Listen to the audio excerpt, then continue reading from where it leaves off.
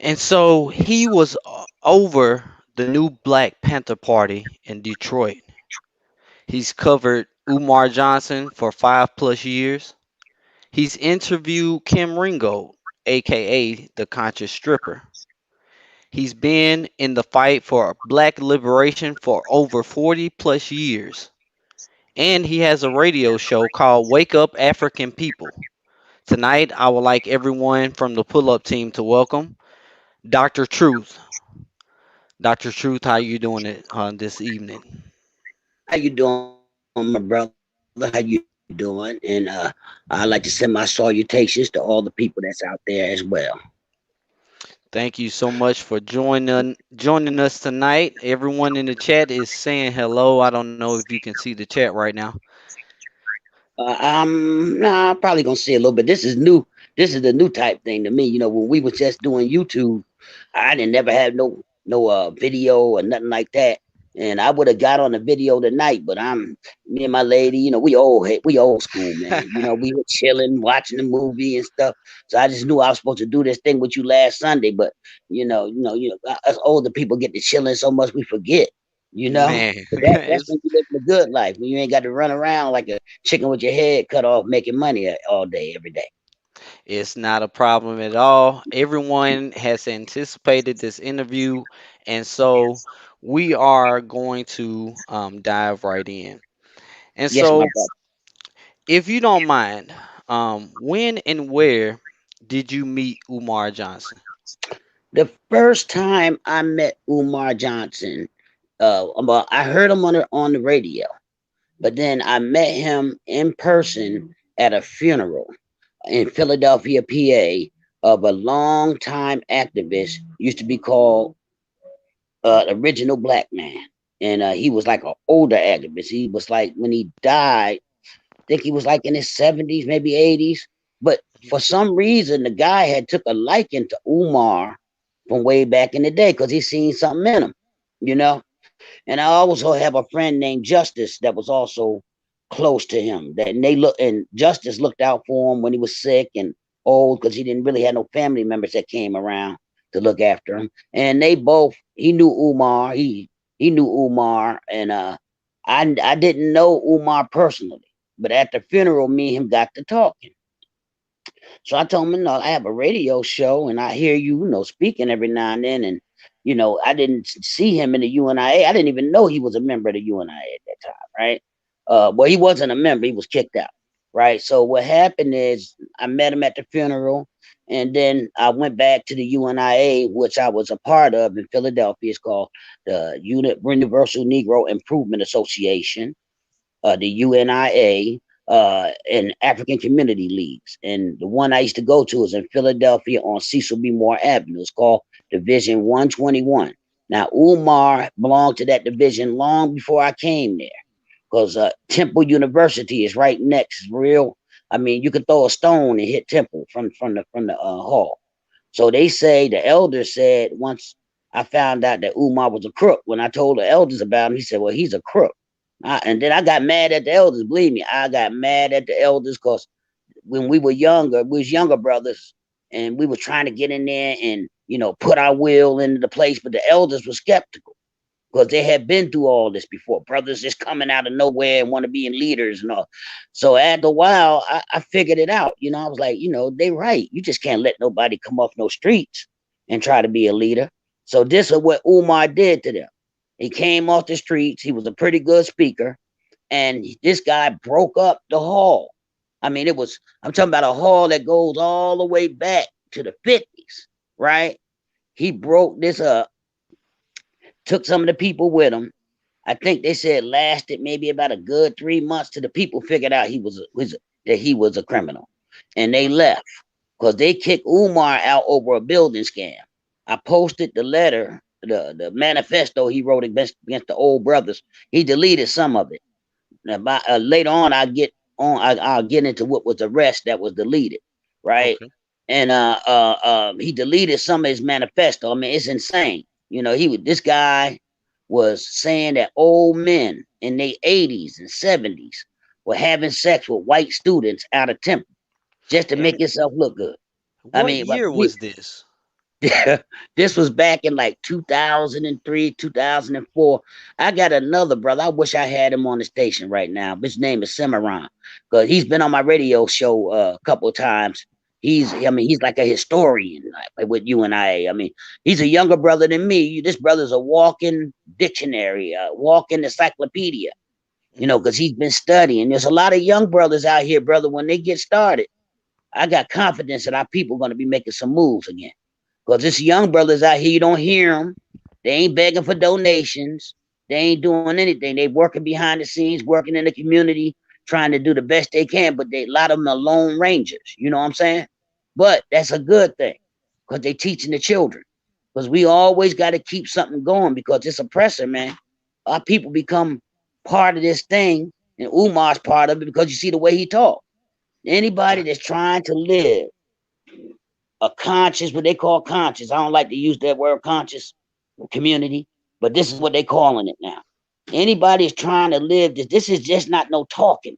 Like, black people this, the white people that, and all this, and it's not no just talking. It's a lifestyle. You got to start eating right, living right, doing the best you can to be right, especially by our children and our sisters, because our sisters are the manufacturers of our people. I mean, how you going if your woman is broke down and this guy has no respect for no women? And I'm gonna get to Kim Ringo in a minute. Uh, no respect whatsoever. Now, getting to Kim Ringo. When I first met Kim Ringo, uh, it was I got in contact with after I heard the Umar thing. I was in Atlantic City, New Jersey, on the beach when I first heard about him and the conscious stripper. I got a phone call from the brother I told you about named Cimarron, who was in the UNIA. And he was like, "Man, your boy, boom, boom, boom, boom, boom." I was like, "Man, he doing that? He got strippers?" And then they sent a picture with him and the stripper and what the stripper was saying and all this. But when I met the stripper, at first, all these brothers were calling her whores and sluts and all Hmm. these type of things. They didn't know what this sister's condition was, why she had to dance, or why she had to. And they had nothing else to offer her instead of talking about her. You know what I'm saying? So I didn't take her like that because I know plenty of dancers all my whole life. But most men have been to the bar, with these women dancing. And what happened is, I know plenty of them that went to college. They went to college. They wasn't in there tricking and doing all the things. They was in there getting their money to pay for their college tuition. And a lot of them is doctors and nurses and lawyers and everything now that used to be strippers. People don't understand this. So what happened is I talked to her and she Hmm. was even married to a professional baseball player. You know what I'm saying? And I talked to her and I treated her like a decent human being and she let me know everything about what Umar did. So she was this sister. You ever heard of Dr. Amos Wilson? Yes. This sister can quote his book verbatim. I mean, she's like knows the whole book back and forth. So me and her became friends. We were trading information. I was giving her information. She was sending me information. I mean, she is a wonderful sister.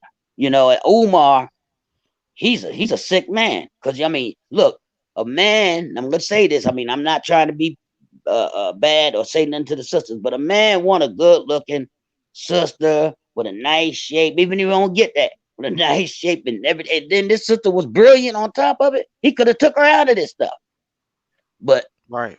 I don't think the guy liked women personally. Now that's Hmm. my personal opinion. You know, I could have came on the radio. This is my first time interviewing about Umar with you. Out of all Okay. these years, I never went. I just did my own little radio show. So I got tired of messing with him. And plus the domino effect had started because when Umar went down, all of the rest of the criminals started going down. Polite, what's there? It's a whole bunch of them. Sarnetta, Seti, all these different people that's just out there begging for donations, but you can't see where their donations is going to help our people. And then if you love your people, why you gonna charge them for information?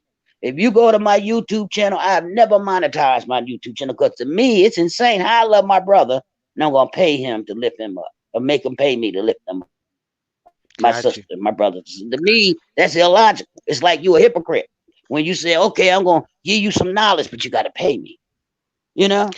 And we So trying to let me raise up, it'd be different if we had an educational school or something that we were teaching in school and college or something like that. But you're just giving out information that you read yourself to another person to enlighten them so they will go and try to get themselves up. But this Umar plays on that. I call him, he called us up with the what do he call this up? We was gonna talk about the Pan-Africanism. yes, and Called so him that the does pimp. bring us into the next Yeah. question. So I do want to like back up just a little bit because you have dropped so much information, and I see questions in the chat. So Mhm. we got the answer to what year, and you said that that was around 2003. So tell us more about how he dismantled some of the UNIA members to follow him, and what happened after that. Well, when Umar came in there, they he wanted to be a head of the education. See, the UNIA had a school, and the school was called the Marcus Garvey Shule School. And they started opening up in almost every city. Black city had a Marcus Garvey Shule School because it was UNIAs in these cities, right? So what happened? The building caught on fire. Now, somebody thinks that some other people that was in it in the building, renting the building for the school, did it because they wouldn't pay rent to the UNIA for the school, so they had to evict them. And then right after that, the building caught on fire. So they had a building fund to get the building back fixed, right? And Umar wanted to be ahead of the building fund, right? So he kept on lobbying and with the people, and he had the members all mesmerized. So they kind of like almost backed the elders into into a wall for him to be the building director, whatever, head of the Wow. building, right? So what happened is the elders never trusted them. So they started giving him money and the monies wasn't right. So then the last thing they did was give him a bouncing check, and that's when he went berserk and got and tried to steal all the members. But half of them went with him, but they most of them returned after a while because they figured out this guy's just a scam artist. Wow. So So all the information that you see about Umar that was over the internet about his mother, white mother, the father, his name wasn't the same in the college, we're responsible. Me, a sister named Michelle Beatty, a brother named Mukasa Africa, and another sister. I'm just gonna give her first name Santa because she don't like her whole name put out. But got she's from the Netherlands, where Umar was over there, and I mean he's like a international crook. I mean, this guy's not just a local crook or each city crook. He's an international crook. He done robbed people in Britain. He done robbed people in Africa. He done been over to China. I mean, this guy. I mean, I can't understand why people still believing in him. I mean, even though when I believe in him, I have never gave this man one red cent to this day. now I have read some of the backstory that you shared in the group, Hmm. and I also shared with my subscribers how Canada tried to warn us about Umar Johnson, Yeah. and I see that once Canada stepped into play and tried to tell us about Umar, that's Hmm. when a lot of information started coming from your camp, from Yeah. Wake Up African People. Yep, that's when I got started on Umar. Before that, I was just interviewing black scholars, bringing them in and putting information on there so black people can be privy to get this information, right? But the Right. sister from Toronto, and I had Umar on my show. I have a show with Umar that I never put on YouTube because of this situation, right? It's a good show and everything. I was Hmm. supporting him and everything, but after I found out what he was doing to the sisters, I never put it on there. I didn't want no parts to be in no part of him, period. Right. So, because I have daughters, any man that has daughters that think it's all right for men to abuse and abuse women, he's insane. He needs to check himself, you know? So, what happened is the sister from Toronto came in my inbox on Facebook on the same page that you messaged me on. Mhm. And she was like, "You had him on your show?" I was like, "Why not, sister?" He came over here to Toronto and told us that he was gonna have a school, put a school there, because it's known that everywhere he goes, he's promised the people he's gonna put a school in that locality, right? So the Mhm. sister said we gave him a lot of money, brother, and he won't even answer our phone calls. So I said, well, sister, you sure? Because I mean, this brother, he's supposed to be part of the, Marcus Garvey movement. She said, brother, I would not lie to you. I had to lie, but I pushed it off, right? Mhm. I said, okay, well, this girl might be one of them groupies. You know what I'm saying? So because I just pushed it off, and then I just skeptical. Then I got a call. Well, actually, I had a sister from California before that told me that Umar came up to her. I mean, she came up to Umar to get her book signed after the lecture. A very nice looking young sister. She was a hairdresser. She's in California, and she said Umar wanted, grabbed her and pulled her close to him, and whispered in her ear, "Can I share your bed tonight?" And the sister said, "I don't even know you." you know what I'm saying? How the heck? I mean, she wasn't one of them groupies that's ready to roll with a man that speak good like a preacher. Because Right. far as I'm concerned, the so-called conscious community has replaced the church. Pretty much.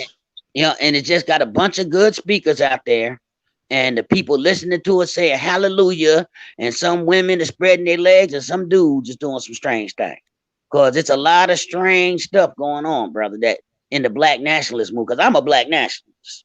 I'm not into no conscious movement or nothing like that. Because to me, it's nothing. Because you're just on the doggone YouTube and on Facebook and Twitter and all these places. The people ain't coming into the streets and doing the work. Cause see, when you got a movement, it means you moving somewhere, you going somewhere, you doing something. Ain't a bunch of speeches. So it's a book. I'm trying to figure the brother's name is uh uh his name is Ampu. It's a book. I'm gonna tell you about it so you can mention it again if I don't get the name before we're going. That it's like about 25 years old. Back then, the brother wrote a whole book telling us that it's time to get out of the lecture series and get into the workshop so black people could learn how to start working and doing things.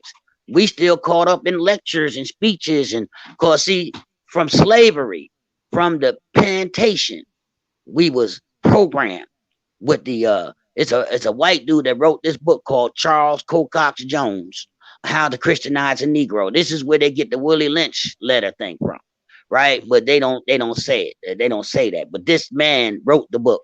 Charles Cocox Jones. You can Google it. You can see the book. You can even purchase the book. Wrote the book How to Enslave the Minds of the Negro. Not just beating them and abusing them. How to manipulate us. And this is the way black people is being manipulated today. We don't have no chain slavery unless you in prison or something. And most of them people did crimes and stuff. Some didn't, some did. So the thing is the mental slavery. And a lot of brothers know this. Like Umar know our people sick, but he play on it. He's see, let me go with this real quick. I ain't gonna go too deep. It's a thing called 5%, 10%, and 85%, right? It's the brothers call it the 5%er movement, right? But I'm not talking about their movement. I'm talking about what this stuff means. Now, the Okay. 5%er is the people who are aware and want to wake up their people, right? They want to wake up their people by any means necessary. The 10% are the people who know, just like these 5%er, but instead of them wanting to wake the people up and help the people, they use the people, in their mental in their confused mental state. And the 85% is the deaf, dumb, and blind, the people out here. It's walking around, don't know nothing. They just wild and crazy, and they have no purpose in life but just to live for whatever. You know what I'm saying? So these are the people that's being used by the 10%ers. Umar is a 10%er, and he uses our people. He has sweet talk. Most people don't caught on to him by now, and just to know that y'all younger people are waking up now. You know how many coons and agents, and I mean they done called me everything under the sun for attacking Umar at first. I mean, I had people that came back into my inbox and said, I'm sorry. Very few, but they said, I'm sorry, brother, you was right. And I was like, man, that's when I knew the group was going to start growing. I said, now people starting to see. Because one thing that my boy told me, he said, all you got to do is let Umar keep on talking, and he going to talk himself out. He going to talk himself out of everything.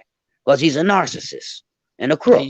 He really is. And for all Yeah. of those that are just now tuning in, we're speaking with the Truth Doctor and his dealings with Umar Johnson.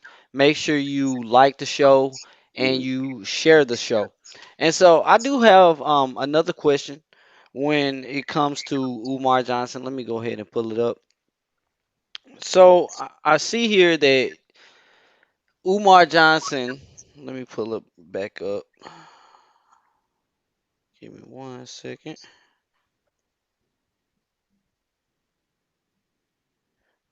Okay.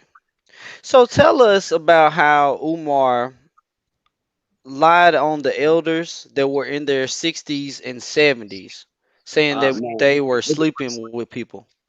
man, it was a brother named Redmond Battles. He was the president general of the UNIA, and that was before I joined. But I Mhm, had known him because the brother was very known throughout the East Coast because he used to go from city to city and set up little workshops to teach black people that didn't know mhm, anything. I mean, he's known for helping people. So he became the president general. And then there was another brother called Elder Gossett. He's passed away. RP. All of them passed away. They rest in peace. And a couple more older brothers, right? So what happened is they were running the UNIA, and when Umar got kicked out, before he got kicked out, because he knew he was gonna get kicked out, somebody let him know Oh, before he really? got kicked out, right? So what he did was he wrote the manifesto, the picture, what I put in the group. Mhm, And I would like to tell everybody that's listening, my name, my slave name, y'all probably heard Umar call my name. My name before I changed it to Akbar Muslim, and my radio name, the Truth Doctor, is Arthur Ralston. If y'all listen to Afro Bengali show, she done played some tapes with Umar threatening me on there. Umar done threatened me on so many things. Say he gonna smack me, slap me, beat me, everything you could think of. But one time he was on another show with this other guy who was a earlier Umar, who was a robber named Malik Shabazz that lives here in Michigan, right? And mhm. Malik Shabazz told him that, man, that guy's crazy. He tried to kill me before. And ever since Wow. then, Umar has never called my name again. Man, Because we almost had a gunfight back in the day over the same stuff of them people robbing our people and misleading our people. Because I'm very passionate. See, back in the day, it was people that didn't go for this. When they found out it was a sellout coon, what's the name? They went after him. And that's the tradition I came up in. And that's what we should do. Because long as we don't go after these people and punish them, or doing what we doing now, punish them online, but that ain't enough for me, really. You know what I'm saying? They're gonna keep on doing. It's gonna be more and more Umars. He's not the last to be seen. man, man, So man. these elders, I mean, it's disgusting. I used to be in this hall 24/7 because I used to sell. I was a merchant after I got hurt and got out of the business that I was doing. Right, I started becoming a street merchant. So I was down there to sell all my goods and everything in front of the hall. So I was at the hall all the time. And I've never seen no elders do anything that Umar said do. It said that they were doing. Talking about they was having sex with the white girls. And I only seen like 3 white people stop past the UNIA because they wanted to learn. They was doing something in college about Marcus Garvey. Mhm. Because if you want to believe it or not, more white people study Marcus Garvey than we do. Wow. And even this guy, what's his name, Stone, Roger Stone, that just got out of jail with that Trump stuff that was going on. Mhm. He told Trump to pardon Marcus Garvey, and most black people missed it. Because even if you look at Hitler, Hitler's whole Nazi thing was set up like the UNIA that preceded him, Let like me the jump in there black real quick. uniform. Huh? I said, let me jump in there real quick. So, Yeah. I told you guys that Umar Johnson, when he was saying that he was trying to run for president 2020, and on the show that I read off some of the things he said that he would do as president, and one of those things was pardon Marcus Garvey. And I Mm-hmm. also tell my subscribers, Umar Johnson, he only talks about trending topics. He Mm-hmm. doesn't come up with this information on his own. So we're here learning from Dr. Truth how Umar Johnson got pardoning Marcus Garvey from someone else. He just said it. So you can keep going, brother. I just had Yeah, to say that. he took that from Roger Stone. Roger Stone said that like about 2-3 years ago when Trump first was coming around. He said, "Pardon Marcus Garvey," because everybody knows, but black people, how important Marcus Garvey was to history. Marcus Garvey, Hitler copied off of Marcus Garvey, except for the so-called genocide stuff, because that's a bunch of crap anyway about them killing all them Jews. People might get mad at me for saying it, but it's a hoax, just like all this stuff going on today. Because the Jews are the one, Hitler is the one that put the Jews in Palestine. You could come, but you can go find Israel today. Oh, You can go your find phone's the going in and out. commemoration Okay, there you go. internet. I said, can you hear me now? Yes, yes, go ahead. Hello?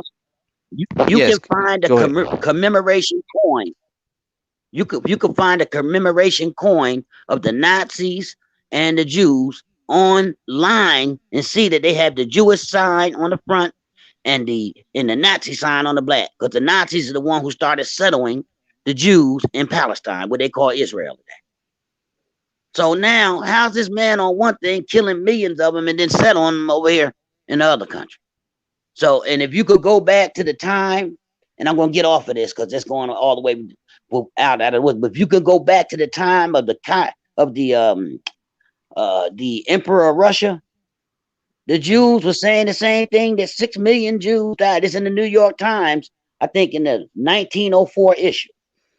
So they've been playing this sympathy thing on people for years, and then they take over and what's the name? But the Negroes like Umar learn from these people, the socialists, Democrats, all them type of people that's been using black people for years. Even the other ones, everybody's been using black people. But it's the worst type of user of black people is the ones that come from amongst us. Because you don't think that your own brother should be doing this to you. Exactly. And so so far we have gotten information about how Umar Johnson has taken some of the members of the UNIA with him. They wind up f- falling apart, not following them after about 3 months. And so tell us, Mm-hmm. are you still an active member of the UNIA? Well, when I moved to Michigan from Philadelphia, and I got down here, the UNIA down here is a joke. The guy who runs it, I mean, I kind of like went off on them and like, man, y'all not even teaching Garveyism in here, And I heard that they are starting to try to teach a little bit better, but I don't go. But I'm still a member, a card carrying member for life, because I always will be a member of the Marcus Garvey movement. He's the most strongest leader that we've ever had. One of them, anyway. And his philosophy, and I'm telling everybody, all these young people on here, get the book, The Opinions and Philosophy of Marcus Garvey, and read it. You probably can get it free online on PDF file. But every black person should read this man. I'm telling you, you got a white man running around talking about pardon Marcus Garvey. Something must be about this man. You talking about a white man talking about pardoning him. So the man it was like he was before his time. And we need a Marcus Garvey right now today. You know, Umar I, swears I wish he's the the spirit could next come in my Marcus body. But, Garvey. I'm trying hard as I can, and I'm getting old, man. It's up to y'all young folks to carry this torch on. And the older folks and any young folks that said that the old folks ain't doing nothing, the old folks didn't do nothing, you wouldn't be in the condition that you in today, living all right. Because there's black people that's living better than white people. Look, I got white neighbors that I'm living better than, you know? So all this about all the black people living bad in America is insane. I'm gonna start filming some of these beautiful gigantic houses around here. All these rich black people live in, but we just ain't together, and that's what Marcus Garvey was pushing: unity. And that's the only thing that's keeping black people from rising. We have no unity and no real love for one another. Because the Man. next black person's life should mean just as much to you as your own personal life. And when we start thinking like that, nothing's gonna be able to stop us. So let me ask you this. Um, not Marcus Garvey, but Umar Johnson says that he's the Prince of Pan Africanism. Hmm. And there's information out there that Marcus Garvey wasn't a Pan African. So, can you explain to us tonight about Marcus Garvey and Pan African, the differences? Well, the Pan African movement started before Marcus Garvey ever even came to America. Right? It was started by some brothers in Africa and W.E.B. Du Bois, right? Here in America. And it was assisted by the white socialists, the same ones that got Negroes tricked today, right? The white socialist Democrats is using them. They don't want to hear that though. But I'm putting it out there anyway. I don't care if they get mad.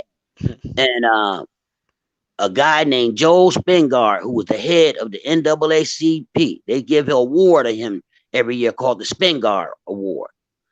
He was there at the first conference of the Pan African movement, and it also the British had their white people there, and all in France had their white people there, and it was black people there. This wasn't no all black thing. This was an integrated thing because the British started what you call the Pan movements. You can look that up. They had Pan Japanese, Asianism, they had Pan Europeanism, Pan African. There's so many Pan movements. It's hard to count. So that this is a movement they start. See, people don't understand. Our people, the European will come in and start a movement for you. Just like this movement they just started recently here in America, Black Lives Matter, and ain't no damn black people out there, you know? So they started these movements so they could control you through the movement. So they'll put a Negro representative out front and then they'll be in the back ruling the Negro. So this is why Marcus Garvey had anything to do with no Pan movement. He was an African redemptionist, we call him ourselves. He wasn't about making deals. The Pan African Conference never even came off of paper. They asked the white people was, can they have a say so in African affairs? Marcus Garvey wasn't talking no stuff like that. He was talking about taking Africa by force. They have a song. I don't want to sing it because I can't sing, so I'm gonna say it. It says in the song is Ethiopia, the land of our fathers, the land that the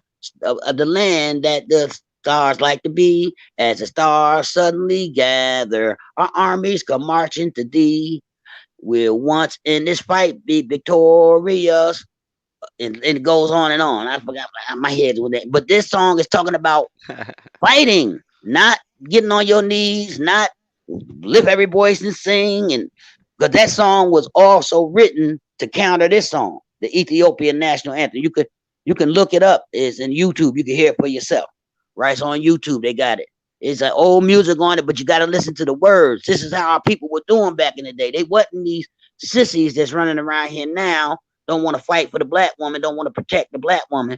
Marcus Garvey challenged the Ku Klux Klan. And the Negroes got mad at him, talking about why you meet with them. He went and told them, look, if you kill our people, we're going to kill your people. So that's when the lynching had cut down at that time. But nobody wants to talk about that because the coons, the real sellouts, the gatekeeper black people, the ones that tell you to have hope, keep hope alive, and all this type of crazy stuff, and keep you begging, and what's the name, white people don't want you to build nothing for yourself and keep you enslaved, are one of our biggest enemies, if not the biggest enemy, because they come from amongst you. They're like the chameleons, and Umar's one of them. So Umar is telling everyone he's preaching Pan Africanism. Marcus Garvey was Yep. not a Pan African. Um, Umar Johnson will say all kind of crazy stuff Hmm. regarding the NBA, and then the next day he'll go live wearing NBA clothing. So Hmm. he's wishy-washy, and these are the things that everyone who follows Umar needs to pay attention to.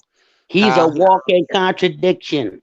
He's a yes, walking contradiction, brother. Because if you knew that Garvey wasn't no Pan African, and just putting Garvey and Frederick Douglass in the same hat is like they're like light years away from each other's ideology.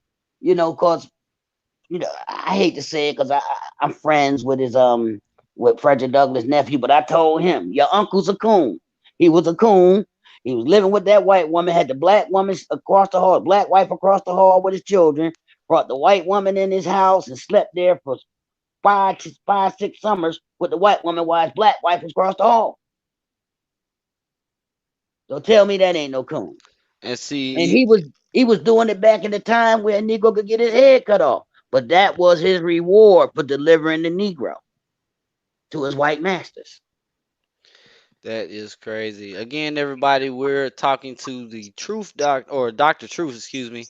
Hmm. Um, and his dealings with Umar Johnson. Exclusive interview. He has not interviewed with no one else. And so we pretty much got our questions answered as far as Hmm. when and where did you meet Umar Johnson? I Um, met I met him at a funeral. yep. The brother, a great brother though. The brother was the funeral was a great activist.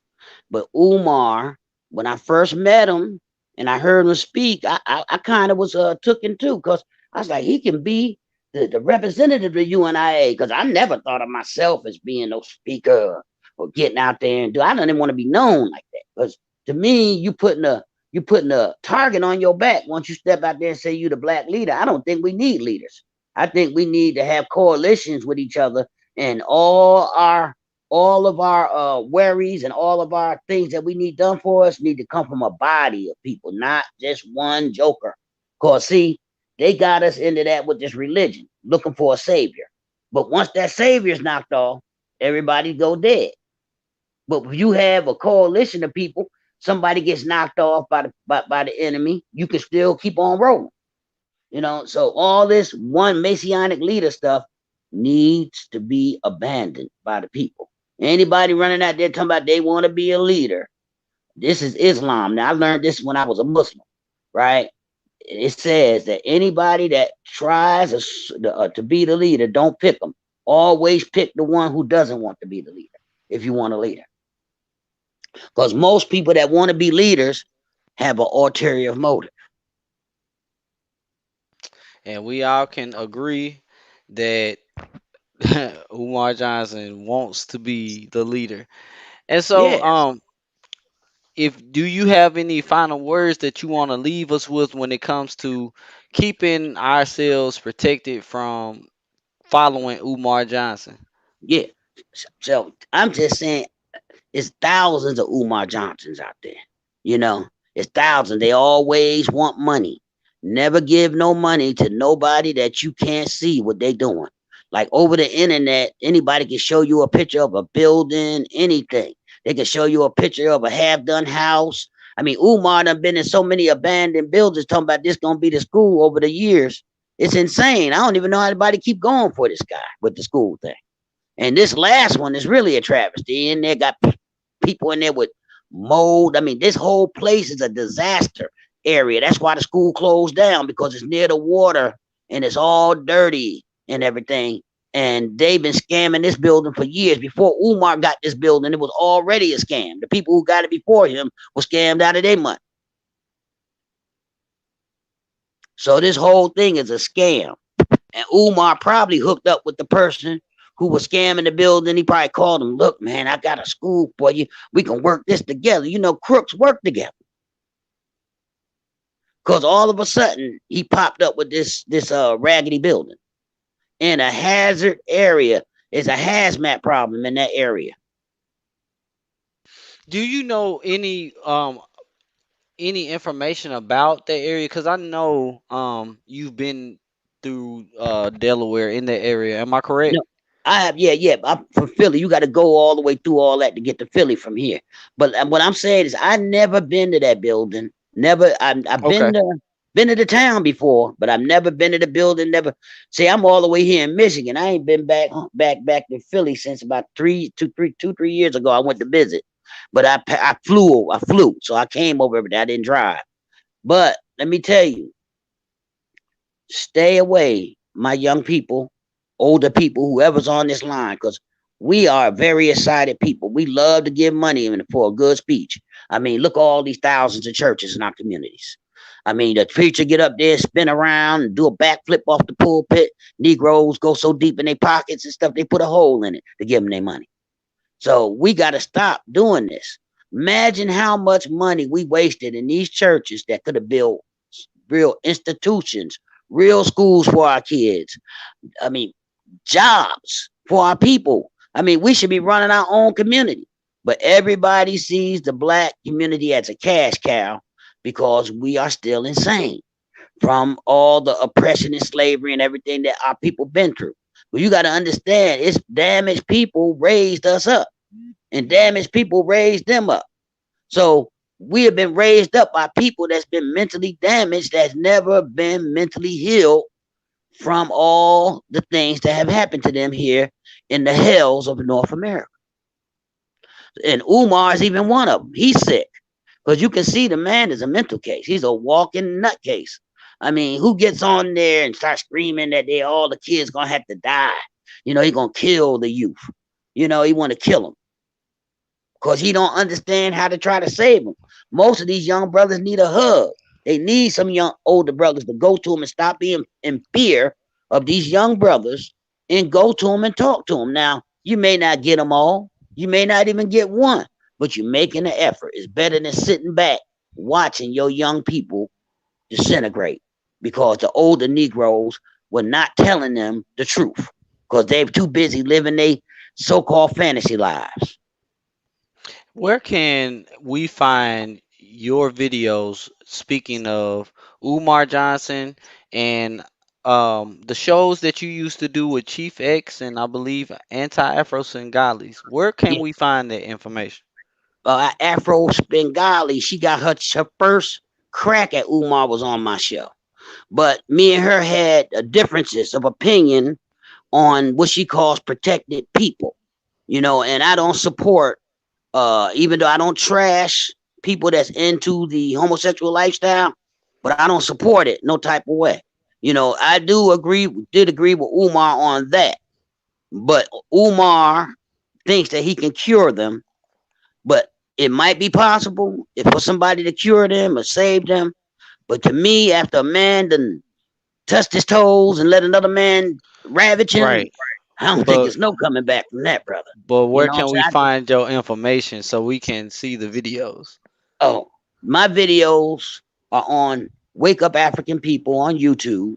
Then also on I had my videos on I ain't been made a video so long I forgot the name Right. of, of the of the place. What's the name? Blog Talk Radio. There you go.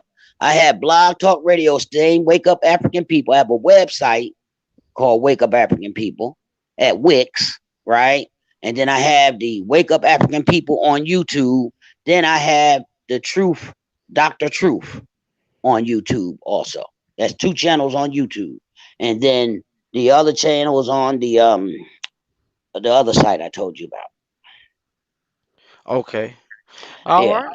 Well, I thank you so much for joining us tonight, man. You gave us so much information, and I appreciate you for it, man. I'm speechless. And that sister Kim Rango, she Mhm. is one good sister. All them people that work with me for Umar, Michelle Beatty, the other sister Santa, and the brother Mukasa Africa. And it was another professor named Wimbush. That's a professor at Ohio State. He was behind the scenes. He didn't want to really be out because he's he got a big thing at Ohio State. So he Mhm. was always pushing out information about Umar. Man, we at Umar, we knew everything about Umar. And but Africans Bengali, Afros Bengali, She took it to a whole nother level. I couldn't make everyday videos every day. Man, she is on his neck. She ain't letting up. She done became crazy. So that stuff could drive you crazy. That's why I had to get out of it. No Oh chasing after man. Umar. And I'm telling anybody, if you spend, because me and my relationship was almost messed up with my woman over chasing after Umar. She said, you chasing after him, you need to just leave that Negro alone. Them black people ain't gonna stop listening to him. They fools. That's what my girl told me. Right. Yeah. She said, she said I said most black people they gonna keep on giving that Negro money. Cause they love to be a trick and shit. I was like, damn, you know. Well, But brother. it's the truth. We can see it in the everyday Negro world, in the Negro life. How we go to these institutions, these churches, the mosques, or whatever.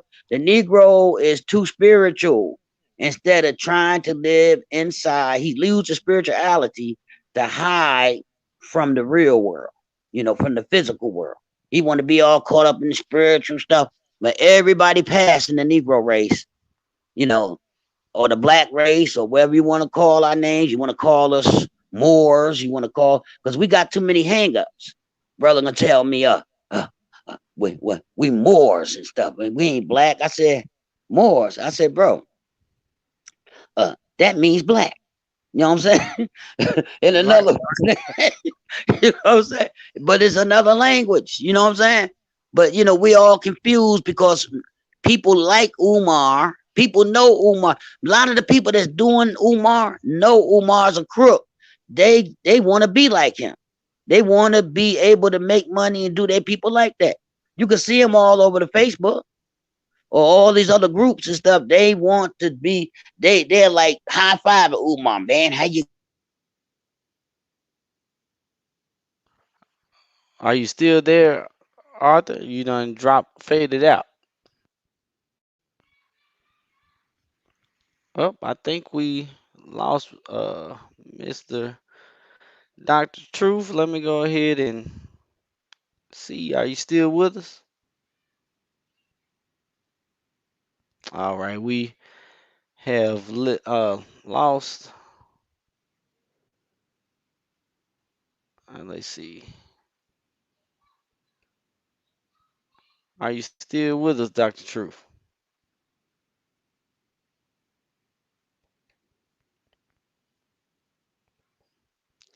All right, so we have lost Dr. Truth, and that's okay. Let's see.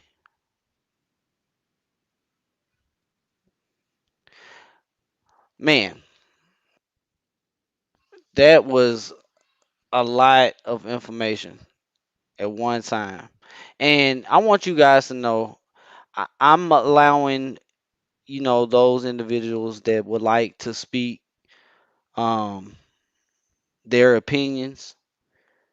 It's just that. And so that does not mean that I share their same beliefs when it comes to their faith and whatnot. I can say that I love anti-Afro Svengalis. I'm not saying that the brother does not follow me on Instagram. Man, I'm speechless, y'all. I really am. I'm trying my best to articulate, and I really can't wait to go back and listen to the show. Let's do this. Does anyone want to join the panel? If so, I'm going to go ahead and invite.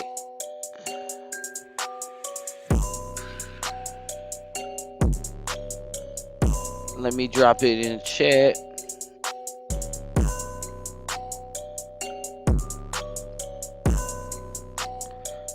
All right. And so, if anybody wants to join the chat or join the panel, go ahead and click the link and come on up. Because we, man, there was a lot of information.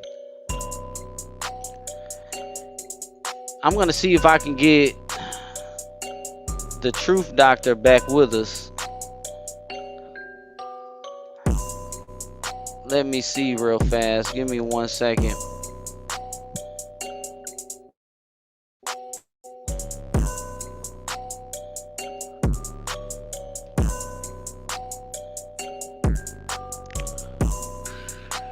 Give me moment, folks. I'm trying to get Dr. Truth back on the show with us.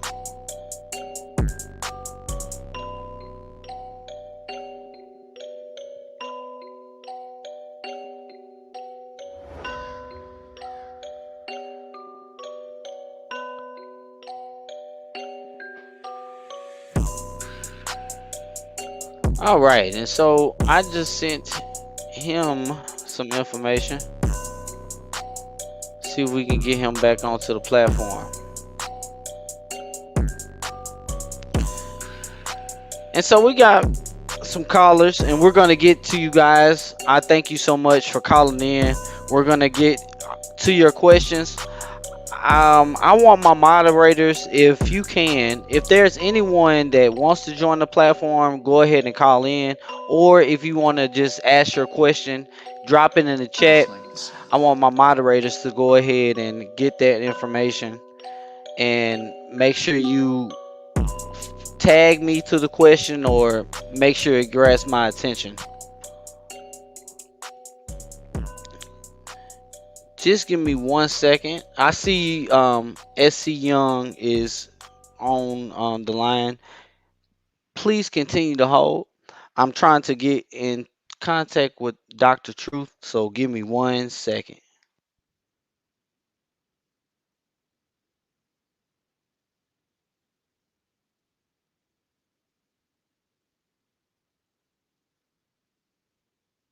For continuously, exposing Umar, providing all the receipts as it was Umar and Diddy coming at the same time. But I wanted to know whether or not have you thought about exploring whether or not you can contact Umar's baby's mom because, from my knowledge, she owns that restaurant in Philadelphia. I think she can provide a whole wealth of knowledge about Umar shutting him down. And I was just wondering if you ever thought about that angle as well. Well, I will say that I have thought about that, but I also think about trying to keep some things private. I Okay. will say this to my moderators, no, because I sent them some information. We've seen Umar's daughter. I Wow. have that information, but because I want to keep her protected, I don't Hmm. want to share that information. Okay, I understand. I I really believe that if I did, people would go out of their way to hound this girl, and that's not cool. But to just answer your question, yes, I've thought about it. I want to do it, but there's a certain side of me that won't allow me to do that. And I understand that, and I understand that you have a son or daughter. I can't remember. Yes, So I I mean, I have can both. understand. Okay, okay. So I can understand it, and and I didn't think it from that point, but I just think she could really either baby, the first one or the second one, could really get some knowledge about how he really is and what type of person he really is. So, but okay, Thank you okay. so No, and thank you for your question. And real quick, thank you for joining the platform again, Dr. Truth. Miss Young, do you have any questions for Dr. Truth before you go? I don't have any questions, but I also want to thank him as well. Of course, I never heard of Dr. Truth until you showed us the information a couple of days ago, and I listened Hmm. to his information, and I'm thankful that he was not biased about the country stripper, and that he was really, got to know the sister, because we all have a past, and just like Umar has a past, she has a past also. But I didn't like the way he, not you, but I didn't like the way Umar talk so badly about this country stripper. But thank you for exposing him and continue to expose him. I Not a thank you. problem. I thank you, my sister. All right, and so, man, thank you so much for joining the platform again. Mm-mm. I don't know what happened, and I don't know what happened, but we got you back. And so I have the chat. Let me drop the call in link back into the group. If there is anyone that would like to call in, if they have any questions, please feel free to either type your question or just call in to the show. If you are just tuning in, we are here interviewing Dr. Truth and his dealings with Umar Johnson. He explained to us what happened when Umar Johnson, or how he met Umar Johnson at a funeral, how Umar Johnson became, or yeah, became a member of the UNIA, and how he dismantled um, some of the membership by getting individuals to follow him. Now, I have a question of on my own. You stated that there was a situation dealing with a fire. Now, in recent events, we know that Umar Johnson stated that there was a fire at FDMG.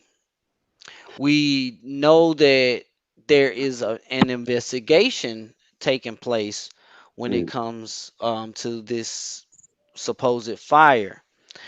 Can you give us more insight on how that situation could possibly be the same in this situation, current situation? Well, I don't want to say things I don't know, but he could have took a cue from that old school fire. You know what I'm saying? He could have took a cue from it because the Umar does things to get our people excited, and then he robs you. You know what I'm saying? The classic manipulator. He manipulates you, tells you always that somebody always after him, and they always, it's always the world is against this guy, and he uses that, and our people pay him. I mean, you know, he's not no special guy because the preacher's been doing it forever. Motivational speakers. A man probably would have been better if he'd have just been a motivational speaker and did it right. You know what I'm saying? Without robbing people. Man, So because he's a good speaker, he could be making real honest, decent money. But he wants to rob. I think he enjoys it. You know what I'm saying? He might get some type of, arousement off of stealing from people. true, Because, true. he's a kleptomaniac, that's a disease. Man, that is wow. I want to know could um if he could have taken some information like you said from the old fire or that Mm-hmm. old situation Mm-hmm.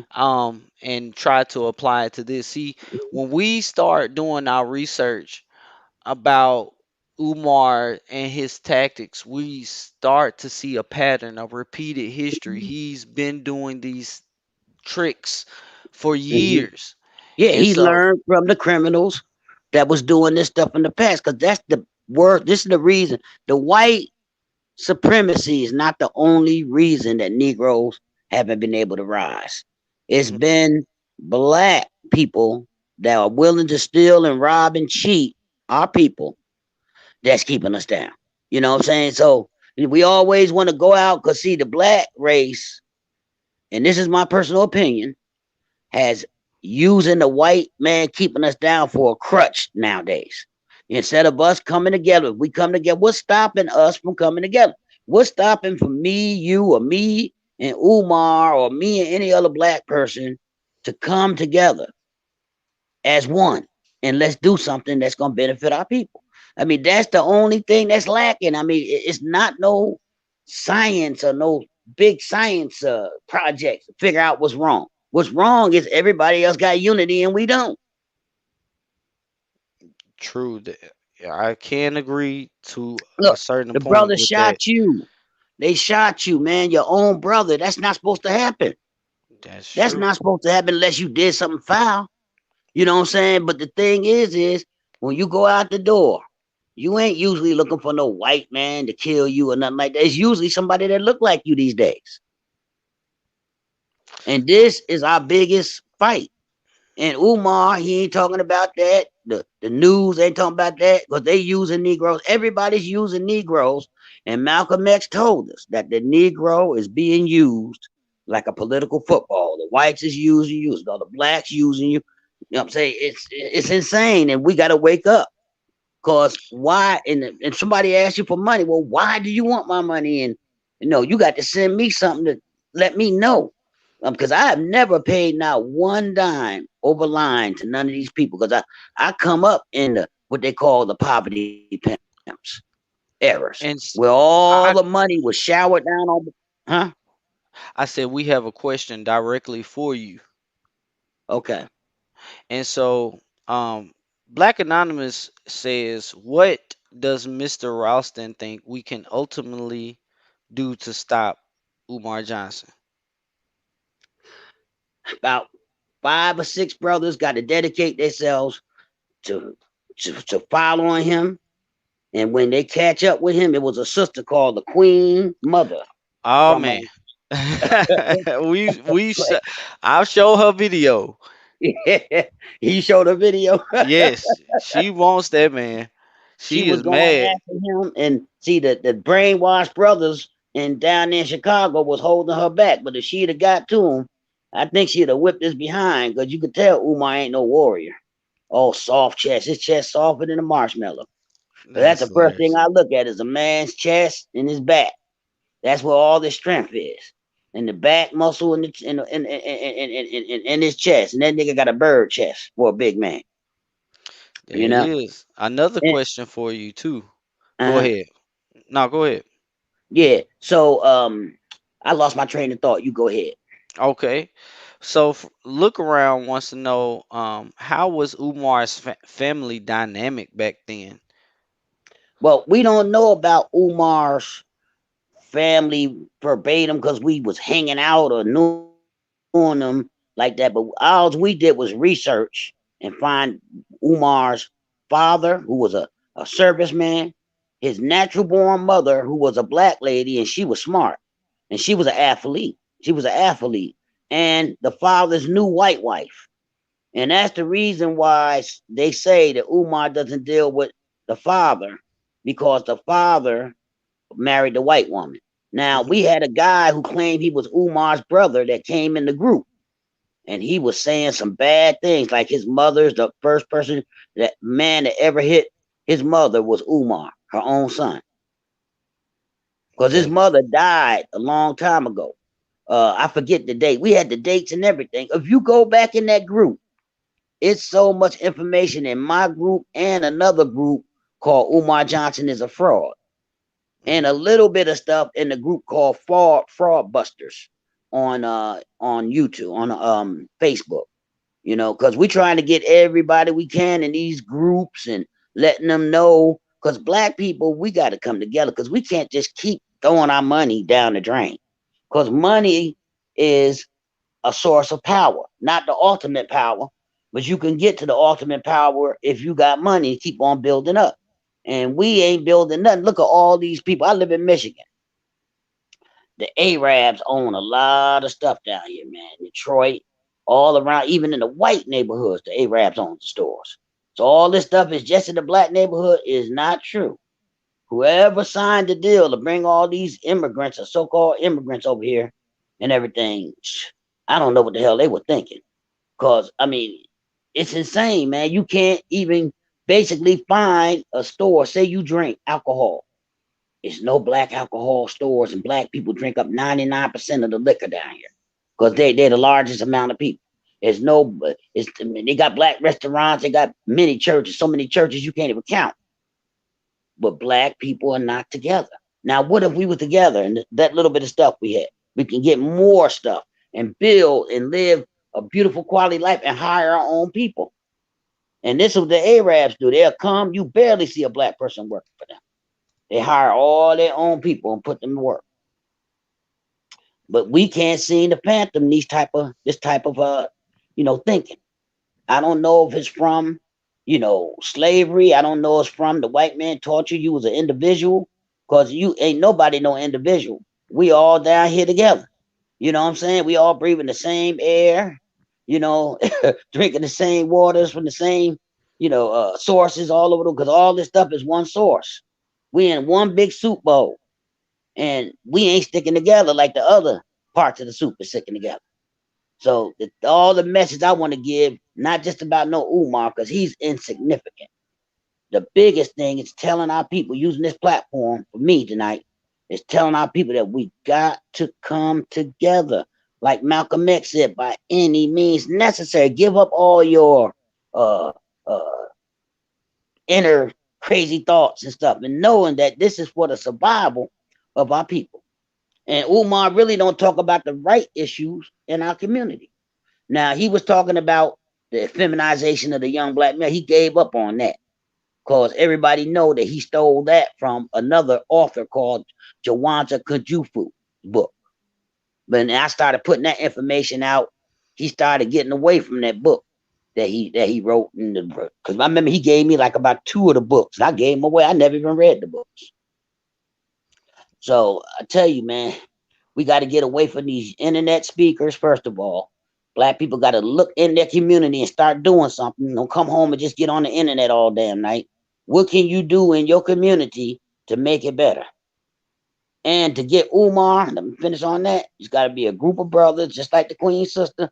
Got a little group. Anytime he comes, he don't even go to Chicago no more. They Hmm. was there to chase him out. Went get somebody in your town that know about Umar, 3 or 4 people. When he come, you just let him know you come here. We're gonna run you out. I don't care what type of security you got. What type of lecturer needs security unless he's been robbing people? That's true. I never heard of a lecturer with security. I mean, who's gonna kill a lecturer? The man just lecturing. I mean, I never heard. But Man, he wants security. You got to pay. You got to get security. He got one brother down here. Every time they come, I don't know how you get people so brainwashed. They hit security, but he don't pay them. yeah, They just want to be near him. yeah. They just, and that's the thing. People It's sick, just want man. to be around him. They like how he talk, and they're not really serious about. They're as serious as he is, because Yep. he only drops information online. He doesn't do anything else, and he Nope. speaks around, and that's it. So, man, No. that's crazy. But It's again, crazy. I want to thank you for joining the show. It looks like that's all the questions for tonight. And, Okay. and Well, s- we gonna do it again. I mean, I'm rusty a little, but we get together the next time and we can put some stuff down on paper and everything and get it ready because I'm rusty. I just wanted to do it. And if I made some rusty talks, people forgive me. no, They- man, everybody is appreciative for the information that you have dropped tonight. The chat is on fire. I want to thank everybody for tuning in, because we've had a lot of viewers. I believe we have one more question just came through. Let me see. Give me 1 second. Yeah, it's two questions left. Mhm. Um, so what does it says, this is from Lisa McGinnis. What does Mhm. Mr. Ralston think Umar did with all those donations he collected? Well, it's a well-known fact that Umar has a cocaine problem. If you look at him, you notice he'll get big 1 minute, and about a month later, the Negro skinny again. He's a smaller. So that, and if you know anything about drugs, that's what cocaine does to you. You know, it'll make you lose weight, and then you'll stop for a while, and then you'll gain your weight right back. So I think either Umar's on cocaine and psychedelic drugs for mental problems, and that also does that to you, make you gain weight, and steroids and all that stuff they be taking, and stuff they be taking psychedelic drugs for mental problems. I think he's on a combination of that: mental drugs, psychedelic drugs, and street drugs, cocaine. That's my personal opinion, and I've heard that from the streets, people I know in Philly. Mm-mm. Hmm. And so the last question that we have comes back from Look Around. Did Umar have any interactions with his siblings or Well, parents? Now they had a brother. Now, out of all these many years, like I've been going hard on Umar for 6 years, right? Out of all these many years, right? Nobody from his family ever stood up and said he's right or leave him alone, but his father, which doesn't have a relationship with him, right? And then that one guy who looked just like Umar that's in our group. If you see any of the posts that he put up, it was horrific what he was saying about Umar, bro. Especially Man, attacking your own mother. Who puts your hands on your own mother? that is sad. He said Umar was the first man to ever lay hands on his mother, and he hates him. And That, I went and looked and looked. I tried to get him. I was gonna open my radio show back up just to get him on there, and then he just disappeared out of the group. So I don't know if he's still in the group by name, but hmm his last name is Johnson. You can look, and you look at him. He got the beard like Umar. He looks just like Umar, bro. Oh wow. Yeah. You can tell he ain't Umar, but he looks just like him. Bro, if he ain't his brother, he's really a good copy. But he said he was Umar's brother. He swore to it. And that's right before the group started really getting bigger and bigger. I think we had like 1,000 people in there at that time. And hmm now it's like getting ready to go on 3,000. Thanks to you. Man, thank you. Hmm Thank you.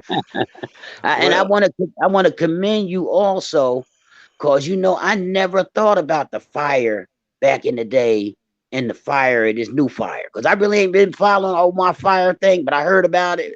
Fire in the furnace and some stuff. Furnace don't even work, right? yeah, We yeah. staged and stuff. And so I'm saying, you a very sharp guy, man. You're a sharp young brother. Cause Thank you you. I put them appreciate two it. things together from the past, and I never even thought about it.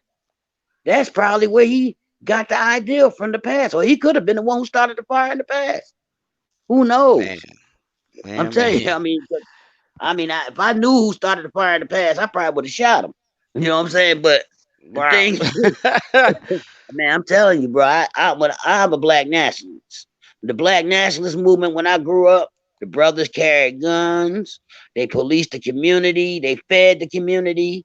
They was doing things. I mean, they was doing positive things in the community. Like my neighbors, I learned black power from the neighbors. All of my neighbors used to wear dashikis and afros. I came up in the '70s. And black Mhm. people walk past each other solid, brother, giving each other the pound. I mean, it was nice back then. Black people still had love for each other. But now they done opened up, they done taught us how to call our women's bees and hoes and all kind. Even what's her name? Umar named that girl the conscious stripper. She ain't named herself that. Her name is Kim Ringo. And she's a very intelligent sister. You know what I'm saying? And I will let me tell you something. She's a very, very intelligent. If I was Umar, I'd have married that sister, conscious stripper or not. Shoot, I got a pass. Everybody got a pass. What do you pass a stripping? You could go on the walls of ancient Egypt, what they call Kemet, and see the pharaohs looking at girls dancing with no tops and everything on. That thing go back thousands and thousands of years. And plus, what man don't want to look at a woman? I don't even want him around me because he Man. might be looking at me. You know. Well, thank you again for coming on. And like you said, we will do this again. And hmm I want to go ahead and say good night to you. We're finna get ready to close Oh, on down. let me just tell you this. I Go was ahead. going I was going to challenge Umar to a boxing match, right? Wow. Because he was running around talking about he was slapping me and everything. He's gonna slap me and smack me and all kinds of stuff, man. I was getting mad, but I had to control myself because I know he just ain't gonna do nothing but talk. So, but I was saying I should put up online and go on my show and said, look, I challenge you to a boxing match. We can have it anywhere. You can sell the tickets, right? Yeah. But I Yeah. just said, nah, it ain't worth it. It ain't worth it. That's hilarious. He Plus, said he wanted. I'm an old head, and I may slip and break something, a hip or something. You know. Hey, Mike Tyson getting ready to come back. He must need that money. Man, and I can't wait to see that. Yeah, him and Roy Jones and stuff. They probably gonna give us a good little fight. You know, Yeah. they ain't gonna be trying to kill each other. They all old and everything. They just doing it for the money. He deserves it anyway, man. The Man, Iron Mike. But look, I'm surprised Umar ain't selling that. Somebody, he's the manager. exactly, exactly. How about Iron Mike gave money for the school, but the Negroes messed it up? That is hilarious. Well, Man, all right, hey, Mr. O'Reilly. oh He yeah. said, no, go ahead, go ahead. Yeah, He said he want to box Umar. his first scam was with PayPal. He said PayPal took the money, but he never came and said he's suing PayPal. He got a suitcase to get the people money back or nothing. So I thought the people was gonna see off of that, but nah, them Negroes gave him some more money when he opened up GoFundMe, Oh and he opened man, up he GoFundMe, and then when he got enough, he did the same thing he did on PayPal, but he never said he's suing none of them people to get our people's money back. I got another question that came in since I got you still here Uh-huh. from Lisa McGinnis. Do you know Yeah. why Umar has to have supervised visits with his daughter? I don't know why, but I heard it was because of violence All right, with the mother. allegedly, y'all. Hmm. Yeah, I heard that it was supposed to be because of violence. I thought it was because of pedophilia, but I don't know. But I hear because I got a lot of ears in Philly because I should live in Philly, and a lot of people. Umar couldn't even fill a phone booth in Philly. People in Philly don't mess with Umar. Umar told me himself personally that his biggest venues, one was Chicago, which is gone because of the Queen's sister, right? The other one was coming down here to Detroit. That dried up. But the last time he came down here, he had to go to a place where people were already to speak. They were already there. They were already there. They didn't come for him. They were already there. He popped up. So all these places, like people, he says that he's the most requested. He's never being requested no more. He rents the venues himself in these towns and say that he's gonna be there and hoping for people to show up. So all Man, this, he's the most recommended speaker and all that. Now some people do bring him, like that hear him on the internet and stuff. But lately, if you look at all his occasions, is never a sponsor on it. that's true. So the guy's just a shyster, and that little child and the sister she's talking about that he got to go visit the kid. He had put on the internet, tried to dox her on the internet and telling people where she was and everything to go up there and basically beat her and the mother up when he had to go to child support court because the Man, mother and the daughter they sell food up on Germantown Avenue in Philly. And Umar basically tell his followers to go do something to that sister. okay, so I see that I'm getting hits that there's more questions. I can't find all the questions because I'm not being tagged to them. But Dip In wants to know why was Umar sent away to residential school? Because Umar's father was in the Air Force, I believe, even the Army or the Air Force. And Umar went to Air Force schools. He didn't go to send away to no special. He went to the schools that the Air Force kids go to. Man, and I have a picture of Umar as a teenager dressed in ROTC type uniform Yeah, he at probably was. a like a prom or Yeah, ball. he probably went to the little military school where his father was in the military at. And anybody could tell you that if your father was in the military, Is there a reason why he was the only child that was sent away? Up, up. I believe we lost Dr. Truth again. Y- And so I don't know if yeah, we lost Dr. Truth. So listen, this is what I want you guys to do because we're gonna wind up having Dr. Truth back on the show. This was absolutely a phenomenal interview, and I want to thank you guys for asking the question. And so he stated that, let's see, let me see if I can get him back. Well, no, he did drop off. So um it's okay because we this sets us up for part 2. And I just want you guys to understand that it's because you all asked the questions that we're able to get these type of individuals to come out and do the interviews. And so we have Dr. Truth back on the show. And I'm here as long as you guys want to be here. Dr. Truth, he can be here as long as he wants to be here. But as long as you guys want to be here, I'm not going anywhere. But there was some questions that were asked before we got disconnected, Dr. Truth. And so let me go back. We were getting the answer to why Umar was sent to military school. The next question from Dip In was, why was Umar the only child that was sent away? Do you know that? No, I don't know anything intricate like that, but I don't really think he's the only child that was sent away. Because Oh, it okay. wouldn't even make any sense that his father was in the service and had his kids, and only one went to school.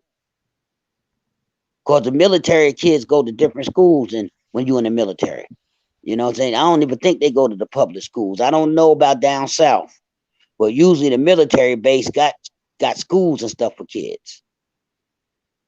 Oh, got you, got you. When you living on a base and stuff, you know what I'm saying? You living on a military base, because his father was in the military. Umar's a military kid that was in the no, his father was in the military and everything. But his father somehow his mother passed away, and the father married a white woman. The father even did a show on it, talking about you mad at me because who I choose to be with and all that stuff. So his father is really you could see where Umar get his narcissism from. Mhm. Matter of fact, I seen his father did a video in Philly walking through the streets in Philly like he's an activist now. And the man ain't I never seen the man in Philly. And I'm a street activist. Matter of fact, I still got my street activist jacket from Philly. That the special street activism you go on the streets and helping people and doing stuff for the people in the community.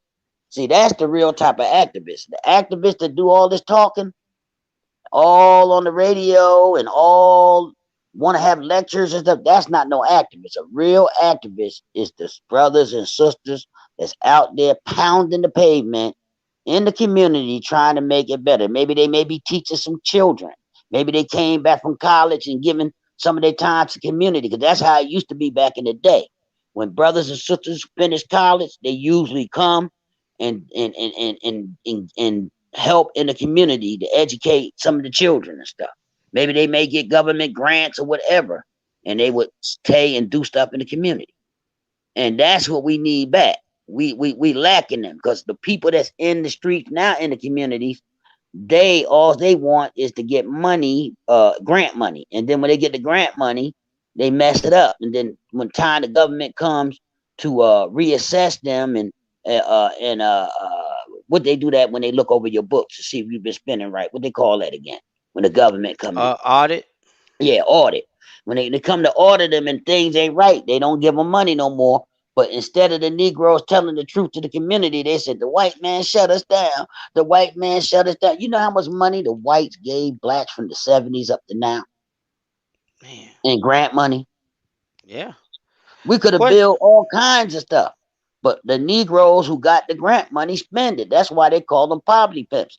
And the biggest poverty pimp of all time is Jesse Jackson and Al Sharpton followed him very closely. There it They is. became millionaires off of poverty pimping. And we have another question for you from Yeah, Tanya Zingi, and yeah. excuse me if I said that wrong. Um, who is Umar living with now if his real mother is dead? Wow.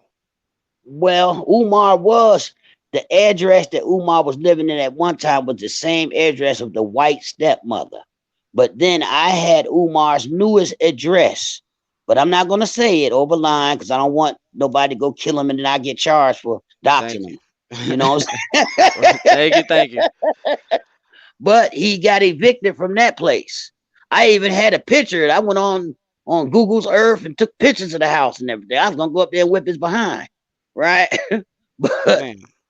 my girl talked me out of it. Said, "Don't you go up to Philly? Don't go past no Umars and stuff. I don't want you going to jail." So she talked me out of it and stuff, because I was gonna show up at his door talking about smacking me, you know. So they want to know from Dip In, where is Barbara Shoemake? Barbara Shoemake, I don't know. That's the white woman. That's the white Wow, woman. I didn't know Yeah, that. yeah. I got pictures of her too. It might be in the group. You can look at the pictures. She got white, old, ugly looking white woman with rimmed glasses and stuff. They age messed up. You know what I'm saying? They don't age like black people, black women. Black person take care of themselves, look young, even when they old. But they kind of start declining at a certain age. I don't know if Umar's father still with her or not. I don't know. But Umar got a real. I mean, he had a life. It was almost hard to find anything. But then we just started digging, digging, digging, digging. I was working all day, every day, So and I all do. that. Huh? Go ahead. I have a question. So if Barbara Shoemake is the white, excuse me, Caucasian lady, white Hmm. lady, um, why is Umar's last name Shoemake? Jermaine Shoemake. They might have adopted him. He might adopt, but he uses the name Johnson now. So Umar might have been adopted by his white mother when his mother died and his father married the white woman. Wow, You deep. know? I didn't think about that. Yeah. So that's what we put together before. He had to be adopted because he ain't no mulatto. He's not a mulatto. No, he's Gotcha. not half. Let me say it today so they know he's not biracial. Right, he's not. Yeah. Yeah. So Umar, he's just a criminal. I want to give shouts out to Lennon Honor. I like that brother's show. And all the other brothers, especially you. You know what I'm saying? That's why Thank you. I sought to get you as the moderator, especially the other moderator wanted to make his own channel off of his own page off of my page. I'm like, what type of stuff is that? You know? Well, man, I do have another question for from Maurice Jones. Why did Umar turn down the loan from Dr. Betty and her group? Because Umar never had intentions on opening up a school. Yeah, the white people are not gonna let a black person open up no school like that. The last school that was opened up, and they wasn't boarding, but the last school that was opened up like that was in Philadelphia. And Bill Cosby, who's in jail now, who shouldn't be in jail, right, Mhm. funded the school. And you can go and find the video on YouTube where you could see the school with a black man training the young black boys, and it's serious. And I always wonder what happened to these boys. You know what I'm saying? Because I would love to have been able to track them and see how their lives turned out. But this was back in the '60s, and they just not gonna have no school where you teaching the white man is the devil and all, and they're gonna be funded. Correct. And so, I mean, anyway, so just to make sure I'm on point. So Mhm. Bernice Abdullah Johnson was Umar's biological mother. Yeah, the black lady. Did you see a picture of her? I have not. I have not. Okay, yeah, the black sister was Umar's mother, but she passed away. She was an athlete too. She passed away, and Umar's father married the white woman, the barber lady, Shoemake. And I guess Umar probably was still a juvenile, and she adopted him. Man, man. That's all I can think of. Or he left her, she died later, and then Umar was in between the both of them. Who knows? You know? Who knows, brother? His life is really, it's cloudy, but it's one thing we do know of his present, that he's a crook. He done robbed the people for about 2, 3 million, close to $2, 3 million. I seen a man give Umar a $10,000 check down here in Philly at an event. Wow. Yeah, for the The school. the I know price a tag. brother who passed away. They had this place called Nandy's Knowledge Cafe, right? The sister Nandy runs it. It's in it's out here in Detroit, and her husband was a professor at the college, at the city college. And Umar, he told Umar he could get him to school. He brought Umar 3 schools. The schools were going for 10,000 apiece because they got so many closed down schools down here. And in Philly, they got 86 empty schools. He could buy a school there if he really wanted a school. And he's But from Philly, so I don't understand why he wouldn't have look, done that. on Broad Street near Girard Avenue, like 2 blocks up across the street from the YMCA in Philadelphia, they got a school I mean, it looks like they just built it and it's closed. I'm like, what this school doing closed? It's a big, big, big, big school. Umar could have went to the city, and probably the city might even gave him the school. But Umar's not qualified to run no school. Umar's not a doctor. He's not a psychologist. He's just a goddamn fraud. Excuse my language. Man, have you talked to any of Umar's siblings? Nope, I wish I could, but they don't want to be involved because this guy's not even liked by his own family. True. And the thing is, Umar says that he is taking care of his mother full time. So, would you say he's taking care of his stepmother? It gotta be, because his biological mother is dead. He might be taking care of that white woman. And if he is, I feel sorry for him. Oh And that man, might be where he went back to live once he didn't have his own place anymore. Because, hey, from what I see it, the brother who's making them cartoons about him sleeping in the graveyard, he may be right. That's some of the funniest stuff I ever seen. I was rolling on the floor. shout out to Whacktoons. Shout out to Whacktoons. Yeah, that's his name. Whack Jones. He need to be he need to be on TV. He's like the Boondocks. You know what I'm saying? With Umar. I would And love to see them do a series of the Boondocks with Umar. Umar. man. I would love to see them.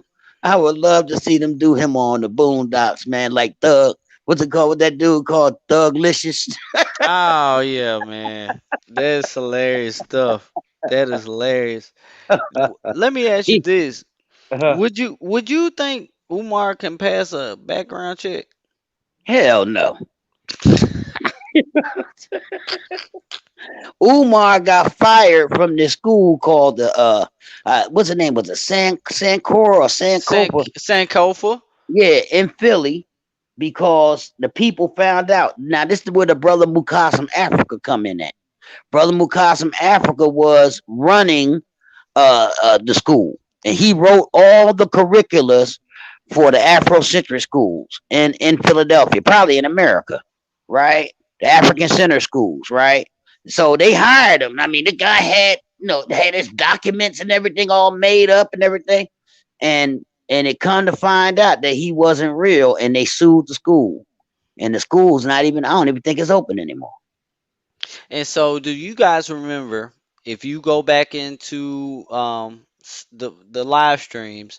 I pulled up the document where it showed that Umar was doing clinical studies for all boys group, and I Mhm. showed True Black Anonymous's video where Umar Johnson said that in 2012 he got his doctorate.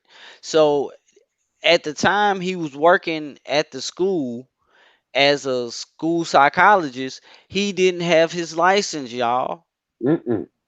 And he started diagnosing people, and you're not supposed to do that when you're a school psychologist. When you're a school psychologist, everything that the diagnosis thing is already written down. You can't make your own diagnosis. He told some parents some stuff about their kids, and it got back, and the school got sued, and he got fired. And the brother Mukasem Africa can't stand him. And brother Mukasem Africa probably stand about 5'7", 5'8", and he's a very small brother, but he's a fifth-degree black belt. Umar don't want nothing to do with him. Nothing to do with him. Because he will whip Umar's behind. It'd And be like so, it'd be like that Uptown Saturday Night. I mean, or let's that, do it again. Well, Uptown Saturday Night where that little midget was beating up uh, Bill yes, Cosby. that is. Let's see. I think I have. Keep going. I'm Yeah. trying Well, to. look, my phone is about to die, so Got you. Go ahead. I'm gonna be getting out of the group here before it goes out on me. And I just want to say we're gonna do this again, and I'm gonna dig up more of all the old information and stuff I can get to try to give y'all as much as y'all want about Umar. Just get in the group. Get in the group. Tell the people come in the group. You run the group. You may not see me that much in the group, cause yeah, I'm trying to get my business going. I got brought me a hot dog cart, and I'm about to go into Alright. yeah, I'm about to go into the hot dog business too. The hot dog business is big, man. You Hey, know, you guys make sure you support brother Arthur with his hot dog business once it gets on and popping, man. I want a hot yeah, dog. I'm gonna be on and popping, brother. I'm gonna be going all up and down the road, trying to hustle until I be able to get me an inside food truck. And that's That my thing, my business, because that's what we need to be doing, getting in business. And a lot of this people, the government just gave black people a bunch of money, lump sums of money. I can guarantee you that most of them Negroes probably didn't use none of that money to start a business. that's correct. I would agree They too. probably went buying Nikes and Jordans and all the crazy stuff that Negroes done fell in love with that's insignificant. Because they ain't gonna make you jump no higher, run no faster, or nothing. You just paying somebody for a name. And that's the type of stuff black people need to get away from. All this worshiping materialism and all this stuff. And get to building our race up, and then we can get all the material stuff we want once we get built up as a people. Facts. Cause all these other people, they got a plan, brother. And once they consolidate, especially the Arabs, they're the first slave masters. As soon as they get in position, because it's happening now. My lady boss is an Arab from over the world, and her Arab workers that work there, she do give them all the best stuff and everything, and she treat the black and the regular white Americans like shit. Man. And my lady is making up a whole writing everything down that she do negative to try to put it up to the boss in the hospital and shit. You know what I'm saying? And trying to get her out of there. But that's Well, how they do, man. They help each other. I'm not mad at them for helping and looking out for each other. I'm mad at us because we're not doing man. And so we will make sure that we set it up again it. to Yeah. get you back on the show. Hmm. I appreciate your time. Thank you again, Dr. And Truth. I You have a good appreciate you. night. And I appreciate everything you No doing in the problem. group, my brother. Peace and Thank you blessings. so much. Same to you. And so, if well, before you go, real quick, if you have Yes. somewhere where do you have somewhere where folks can donate to you or Well, show you? I never asked for donations and stuff like that Gotcha. because my channel's not even monetized, and I'm not really looking for nothing like that. I really don't need nobody's money like that. I just want my people to wake up. You know what I'm saying? Because I Gotcha. got everything I need to live. I got a wonderful woman. We live in a wonderful city, and we're doing wonderful, man. It's food in our refrigerator. Gotcha. And the best thing that ever could happen to me in life is before I die, is to see our people come together. Man, that is a blessing. Well, thank you Mhm. so much. Then you have a You're good very, night and be you're very much welcome, my brother, and I'll talk to you. Peace. all But right. if they need donations for your show, send it to you. Well, thank you so much. Okay? All right. Peace and blessings. Peace. Again, you guys, we were talking to Dr. Truth. That was Dr. Truth. Man, that was a fire interview. We have to get him back onto the show.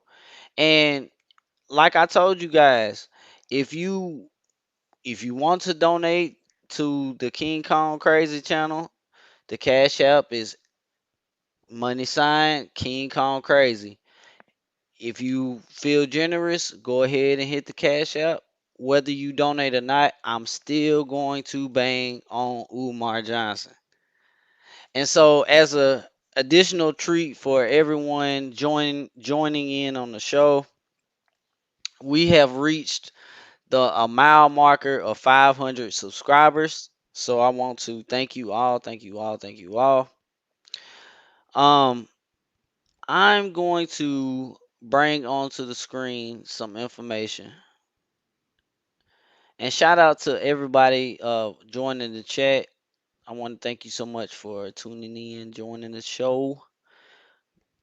We have individuals still showing up. So if you still want to keep going, our special guest is gone for the evening. If you want to keep going, type a one in the chat right now. Two for yes. One for yes, two for no.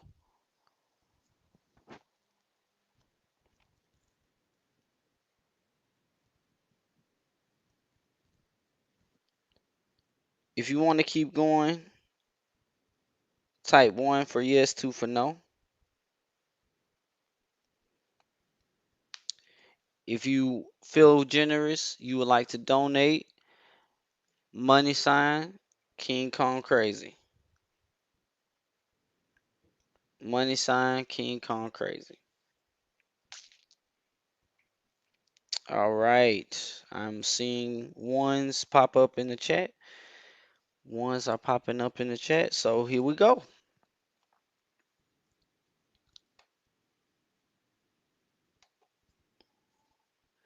Here it is.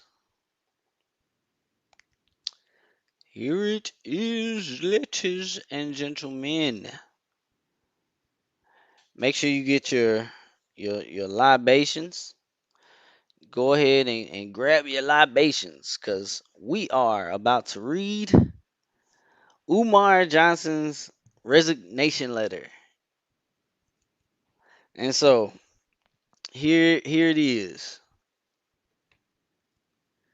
Let me grab me something to drink with my whistle. I need to run to the restroom real quick because we have been going for 2 hours now. And I will be right back. Make sure you grab your libations. I'll be right back.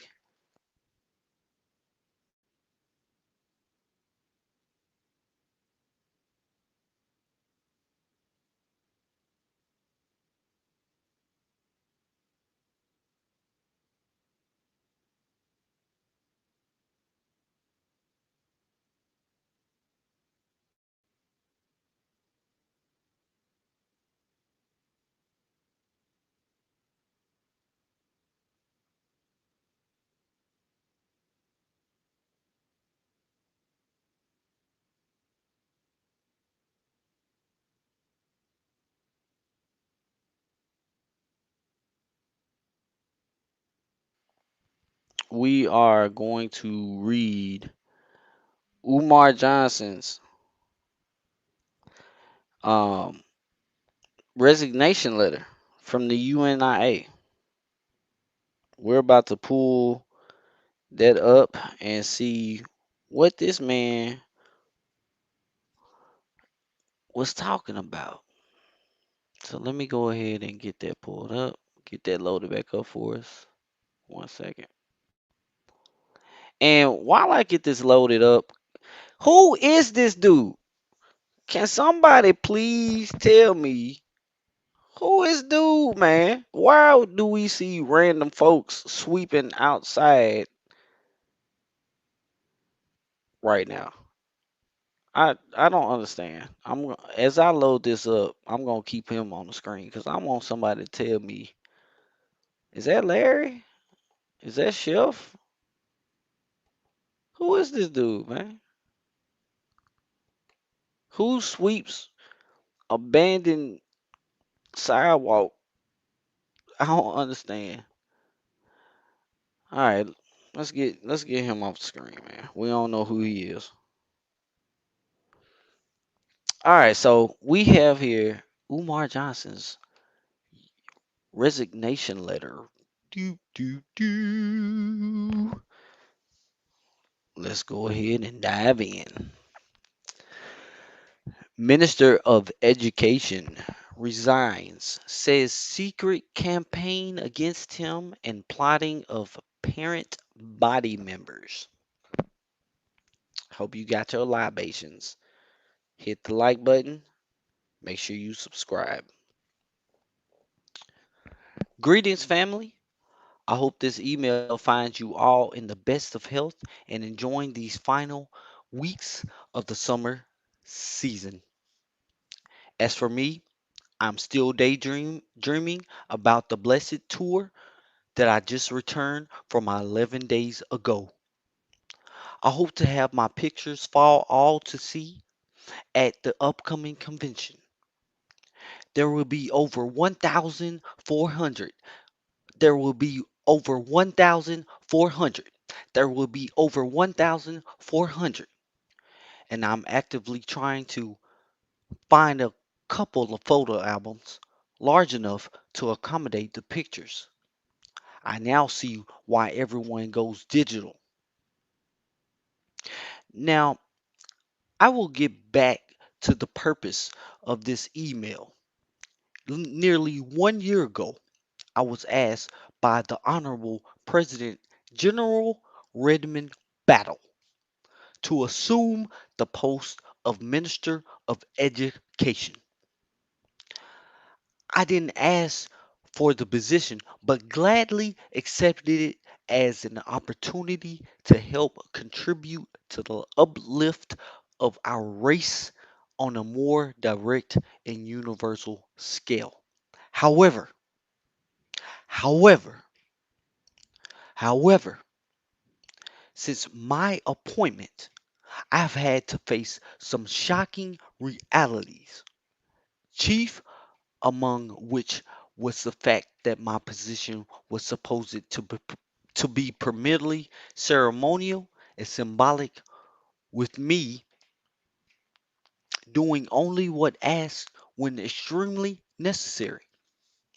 As a supreme workhorse, being limited by other people's perceptions of what the ministry should and should not do, with no constitutional provisions until recently which were very limiting, I forged ahead and decided, since my constant requests for financial budget went unheeded, even though approved at the executive council meeting, I decided to spend my own funds for the benefit of the ministry. Let me say that again.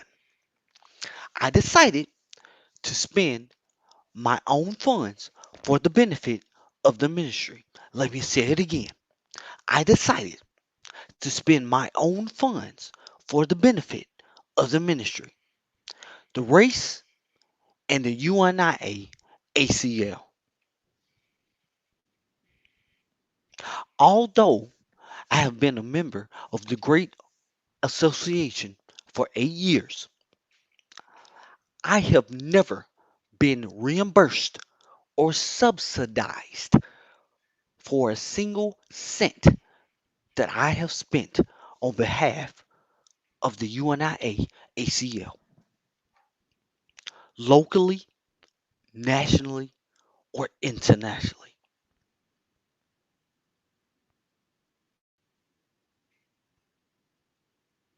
It will be stated that I have never asked for funds or never sought to raise them. This is totally untrue. For just a few months ago, the membership of Division number 121 approved the budget as part of as a part of the Building Redemption Initiative that I have developed in an attempt to restore the second and third floors of the Thomas W. Harvey Hall. Despite this budget being approved, I was grudgingly given a check that was returned to me by my bank and marked insufficient funds, which means insufficient funds. I was told the customer service center that there was not enough funds in the divisional account, or someone named on the account chose to cancel the check. The check was for $328. How could we not have that much money in our divisional membership of Division 121?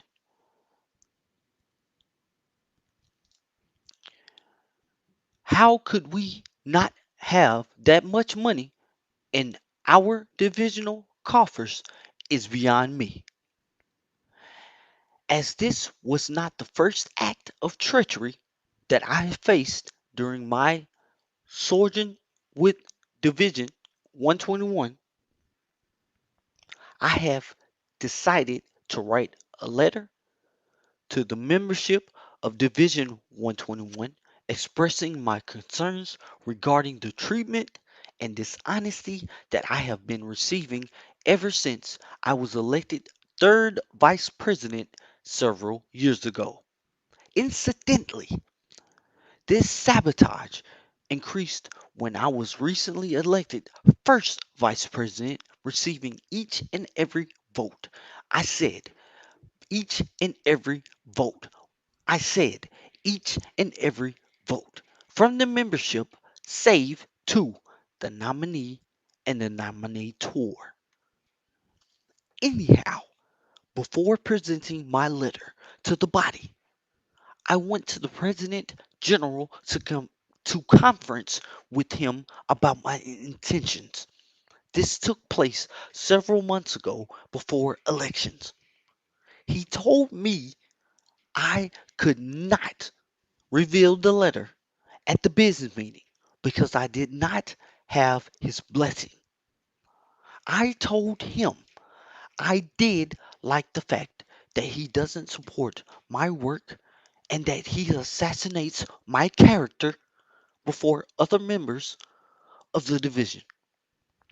He threatened to strike me of the ministry and to expel me from the UNIA if I showed the letter. I told him I had a constitutional right to do so, but he insisted on his position. Ultimately, I was allowed to show my letter, probably because I would have risked expulsion and done so anyway. The membership that evening were in support of my charges, with many, including elders, also stating that they could feel that lack of support for me by the President General and his sidekick Johnny. Stifle all progress gossip. I only share this one incident because there are many stories that I can share, because I want you to know that I am speaking from my heart and soul with the whole truth, all the truth, and nothing but the truth. Again, I said I'm speaking from my heart and soul with the whole truth, all the truth, and nothing but the truth. Again, I am speaking from my heart and soul with the whole truth, all the truth, and nothing but the truth. I respect President General, and despite what others say, whenever he's needed me personally or professionally, I have been there.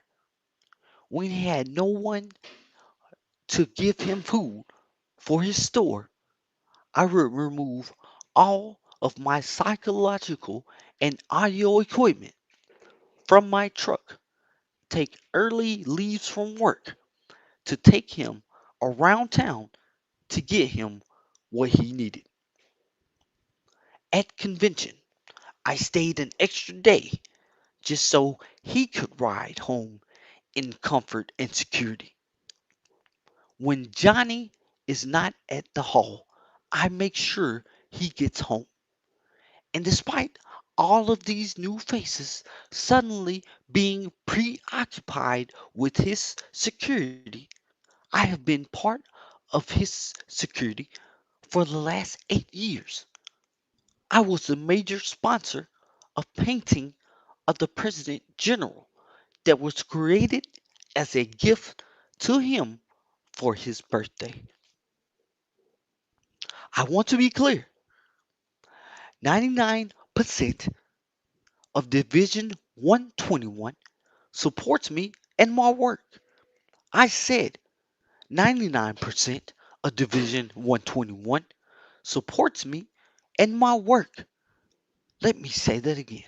99% of Division 121 supports me and my work. However, the two or three individuals who stifle my efforts at every turn are the ones who yield the power.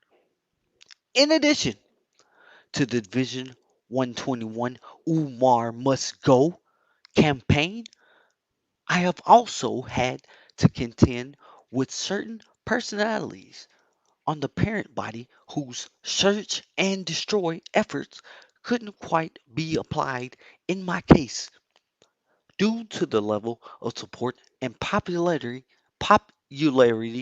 I enjoy. So instead, a well organized system of espionage and secretive character assassination was initiated. A campaign so thorough that even when I arrived in Senegal for the last leg of my tour, they had a Division 121 spy waiting for me, following me everywhere I went, and taking note on everything I did for the first 2 days. My the Senegalese tour. This spy incidentally was influenced to become a Garveyite through me. I said, this spy incidentally influenced to become a Garveyite through me. I said, this spy incidentally was influenced to become a Garveyite through me and joined through me, but later became jealous at the amount of success and support I began to receive throughout the city of Philadelphia.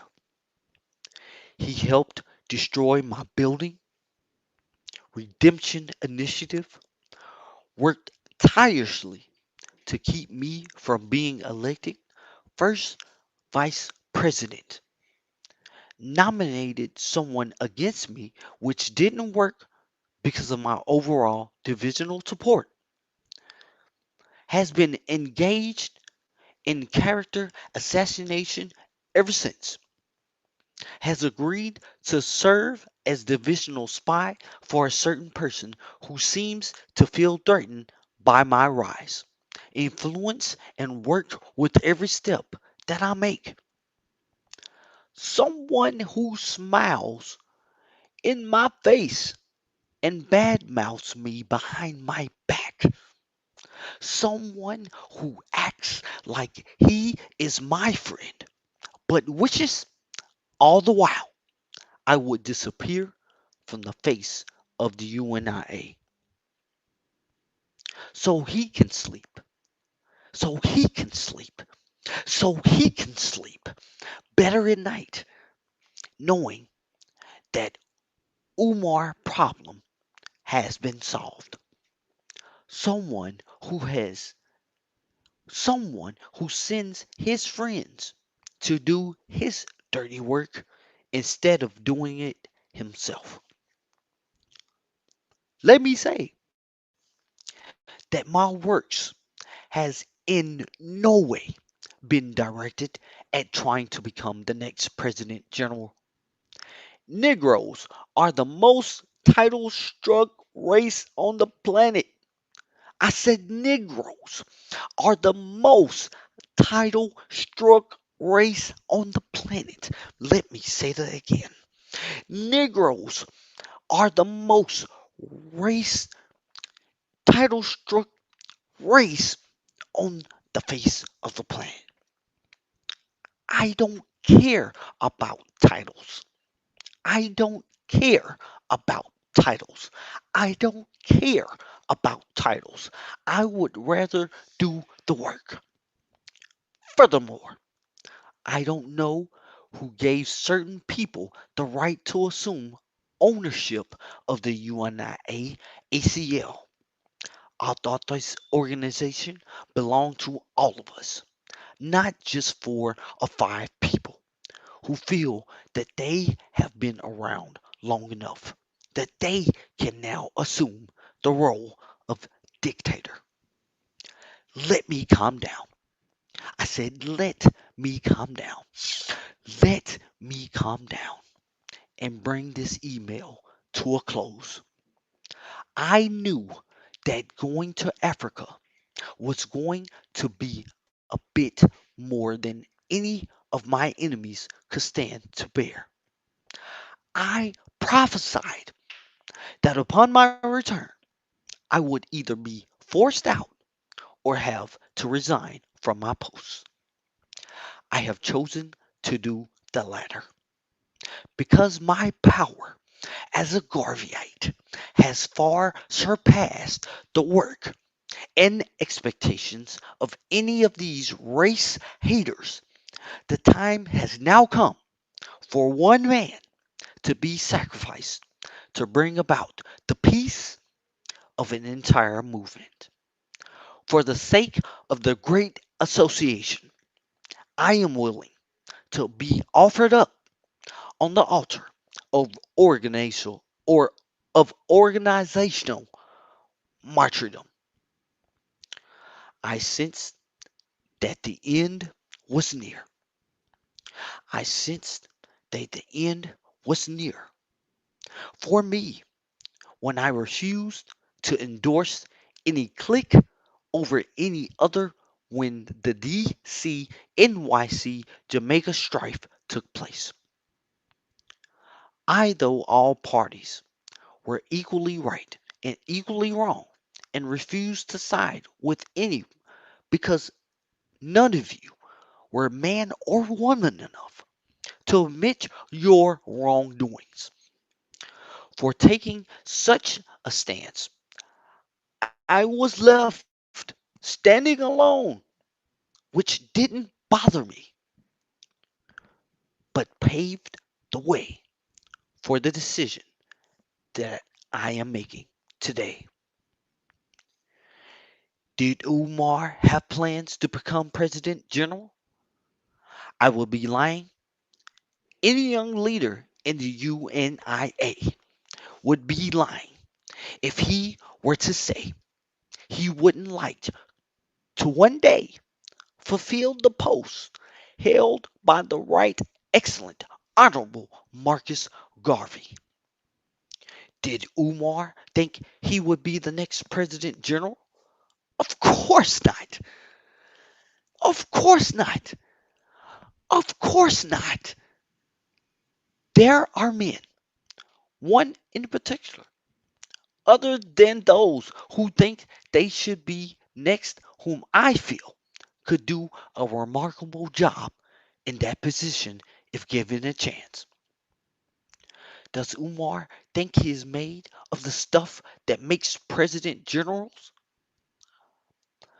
I am well aware, as are my enemies, of the talents that God and the ancestors blessed me with, and am sure that I could have done the job in a remarkable fashion. Does Umar think he is more capable of the post than those who have been working to bring about his demise? You damn right. I said, you damn right. You damn right. Each and every one. Again, before I close, let me say for those honest Garveyites who want the truth, I swear by God that I have not, am I currently in communication with any expelled members or their supporters. Umar is a leader and not a follower. Truth be told, when I was first given the ministry, some of them attacked and criticized me almost as much as what I am going through now. I stand alone. I don't scratch when I don't itch, and I don't dance unless I hear some music. Let me say that again. I stand alone. I don't scratch when I don't itch, and I don't dance unless I hear some music. Let me say that again. I stand alone. I don't scratch when I don't itch, and I don't dance unless I hear some music. I can't be made to do or say anything that is against my will. And I just thought you all needed to hear that before pre, the pre-conviction conspiracy theories start being circulated. Despite the antics of one half dozen people, I love this organization and will do nothing to aid anyone who seeks its downfall. I don't know, I don't need titles to feel important, and I don't need titles to get work done. Everything I do for the ministry, I was doing before I joined the parent body. Despite despite despite what we may feel about individuals, we must respect the offices of the UNIA, ACL that they hold. Sometimes you have to focus on the office and not the officer when you disagree with their actions. African redemption is near and dear to me. I made promises when I was over there, and my word is my bond. I said I made promises when I was over there, and my word is my bond. I said I made promises when I was over there, and my word is my bond. Therefore, I intend to keep good on my promises. Fortunately, I was able to meet non Garveyites as well on my tour of the great continent who can help me proceed with my initiatives and goals. I will still help the youth programs, assist the parent organizations, hold my conferences, help build the libraries, and start the investment program. Out of respect of the great organization, of what I will remain a rank and file member. I will not try to impostor as an official or parent body member. Just being Umar Abdullah Johnson has and will open up enough doors for me to help uplift my race. Other than that, the relinquishing of my titles, nothing will change. I will still keep speaking engagements for the divisions. I will still work as hard as I have for the Great Association, and I will still continue to be the number one source of new membership for Division 121. Nothing will change. I said nothing will change, folks, except hopefully. the level of jealousy and animosity in this association. It's funny. As a psychologist, I am well aware that jealousy is not really directed at the victim. It is simply displaced upon the victim because the hater can't honestly look at himself. In other words, the anger is really directed at themselves for what they don't have, not what you have. It's about wishing they had your God given talents and hating themselves because they don't.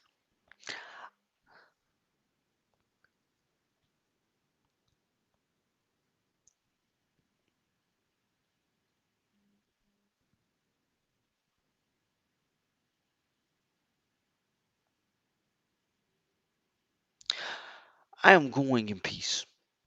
After I send this email, I shall become silent and refocus upon what I must do for myself and the movement.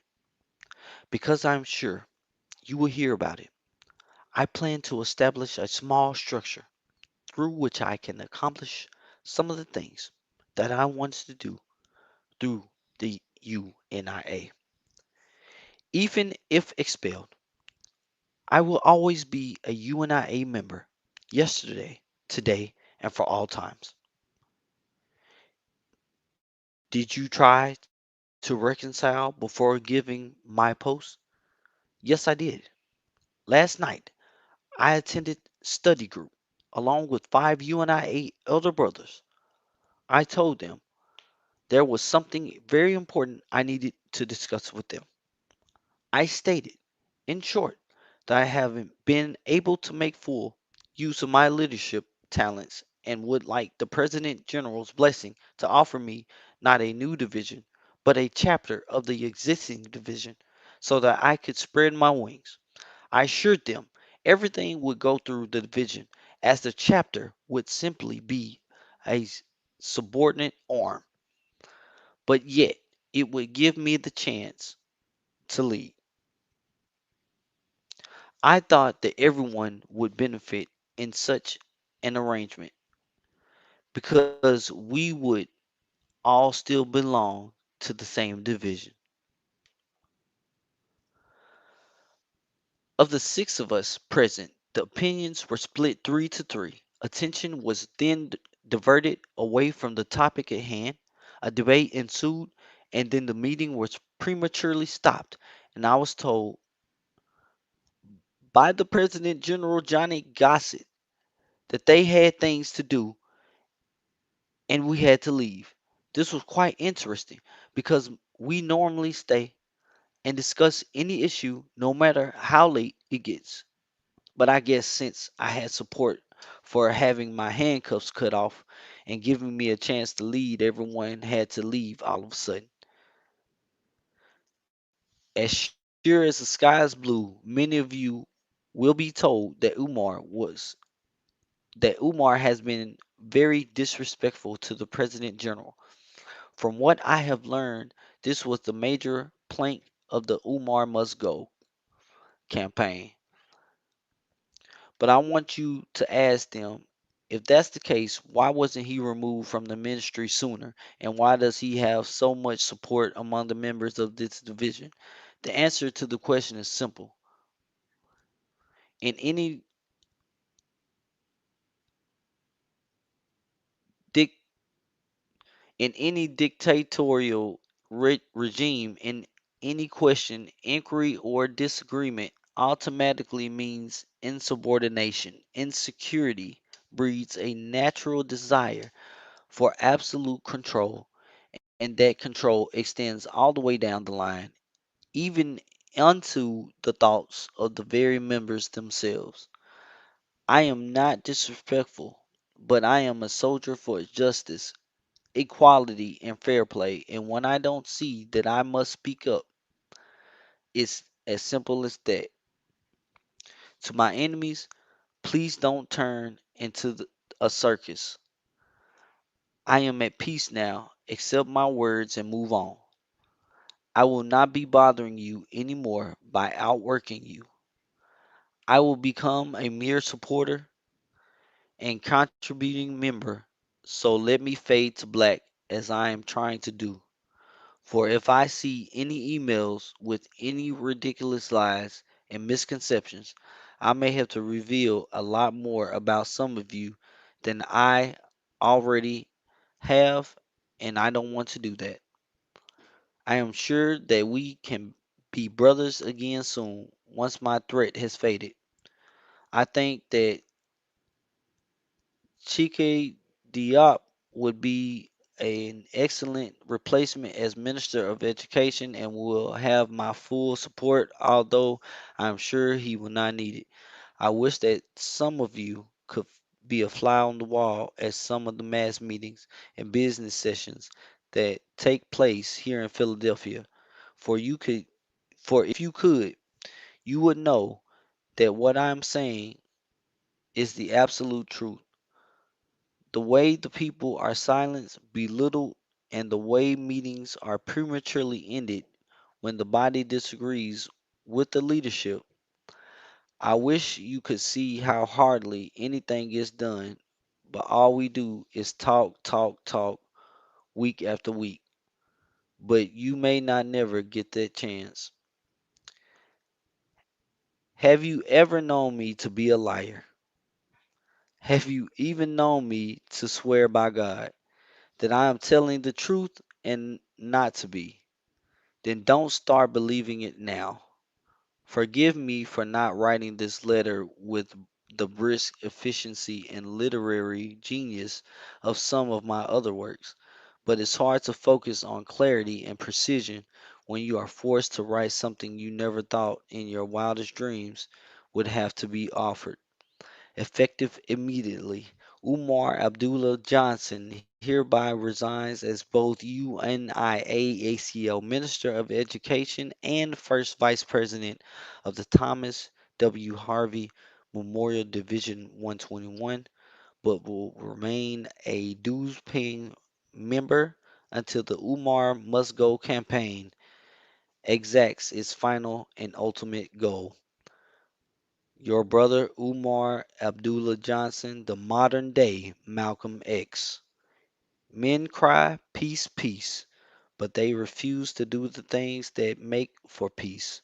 Conflicts are never resolved without trustful give and take on both sides.